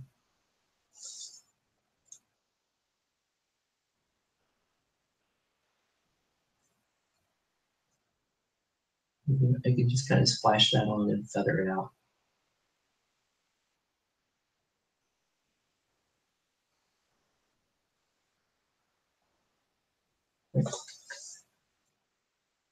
They're pretty good. So to show you that shield again, you know, you may be inclined to try to highlight the entire thing, but it's better if you don't. It's better if you pick very specific spots and kind of allow your eyes to, you know, be drawn to where these cool looking spots are. Oh, thanks, Atomico. Appreciate you helping out. So I'm going to do that edge there, right? I'm going to do this edge right here. Then I'm going to work on this rim here. It's typically the part that pops out. Oops. And so you can screw up. You just take a damp brush and kind of move it around. But you should not, you should try to be as precise as possible with this. If you screw up though, it's just paint. There are ways to get around it, which I just did actually. Just taking advantage that it was so thin and so such a small area.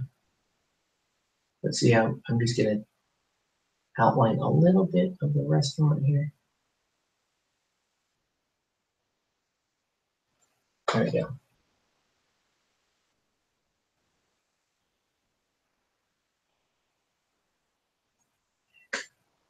Yeah, it starts to look better the more I see it.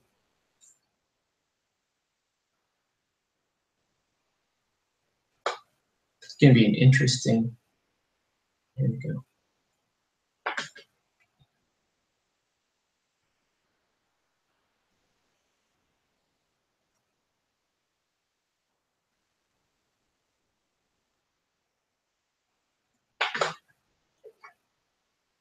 Pretty good. But you can even see here on the blacksmith insignia, what I'm trying to do is it's already really well defined. I'm just going to draw a little bit of light up there and up there. There we go. Okay, so it is now 11:30. Let's see. But man, these things, we really kind of cooked on these. These guys are doing pretty damn well.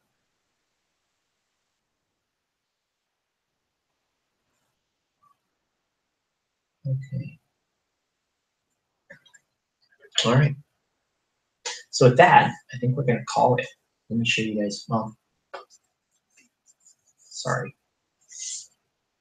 There's always something more to show you.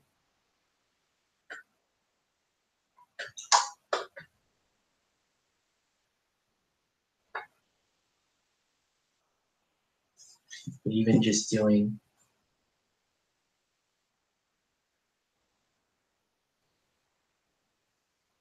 now a bit of freehand work for your favorite club promoter.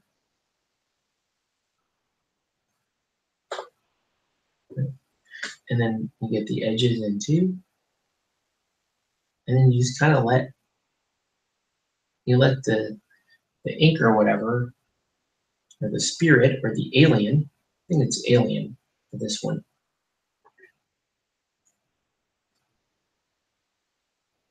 You run around and have crazy adventures with it, which is something I would do.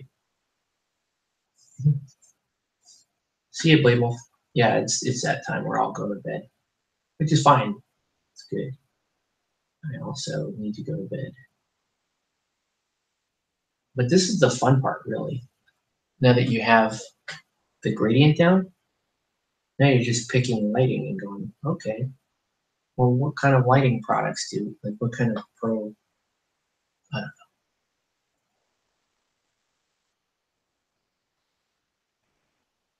I'm definitely in and out of consciousness.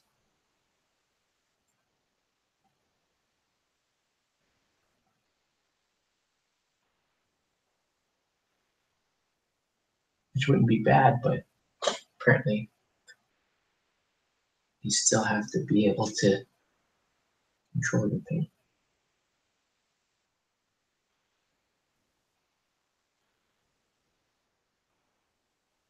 Okay. All right. Well, yeah, that's our progress for the first night. Looks like we did actually we got about as far as I was hoping we would get. Maybe, maybe a little bit further. But we're looking pretty damn good so far. We'll put the brush down for now. Back on it. You guys have any questions or comments or anything before we shut down for the night?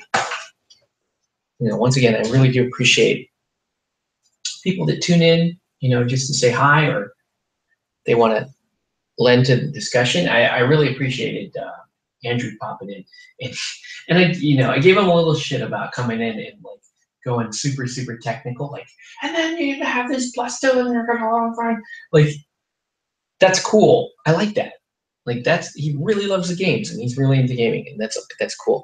It can be a little, when you don't have a lot of energy, it can be a little much, but I loved it. I think it's great. I wanted, if anything, I wished I was a little more in it tonight so that I could have followed around, because he gave some really good descriptions of these blacksmith players, and he had I think some interesting opinions on how they should be played. Dude, I'm loving this guy. He has a stupid amount of swords, but I'm loving this guy. Like that's like, how much weight do you think this guy has on his body? I mean, he's in a full suit of armor. He's got 1, 2, 3, 4, 5 swords that I can count. He's got a freaking furnace, it's like almost like a furnace quiver in his back. He's got a giant iron shield. Like, this dude is not messing around. He's just awesome. Anyway, that's gonna do it for this video. I want to thank everybody for watching. Have a good night, guys, and we'll catch you on the next one.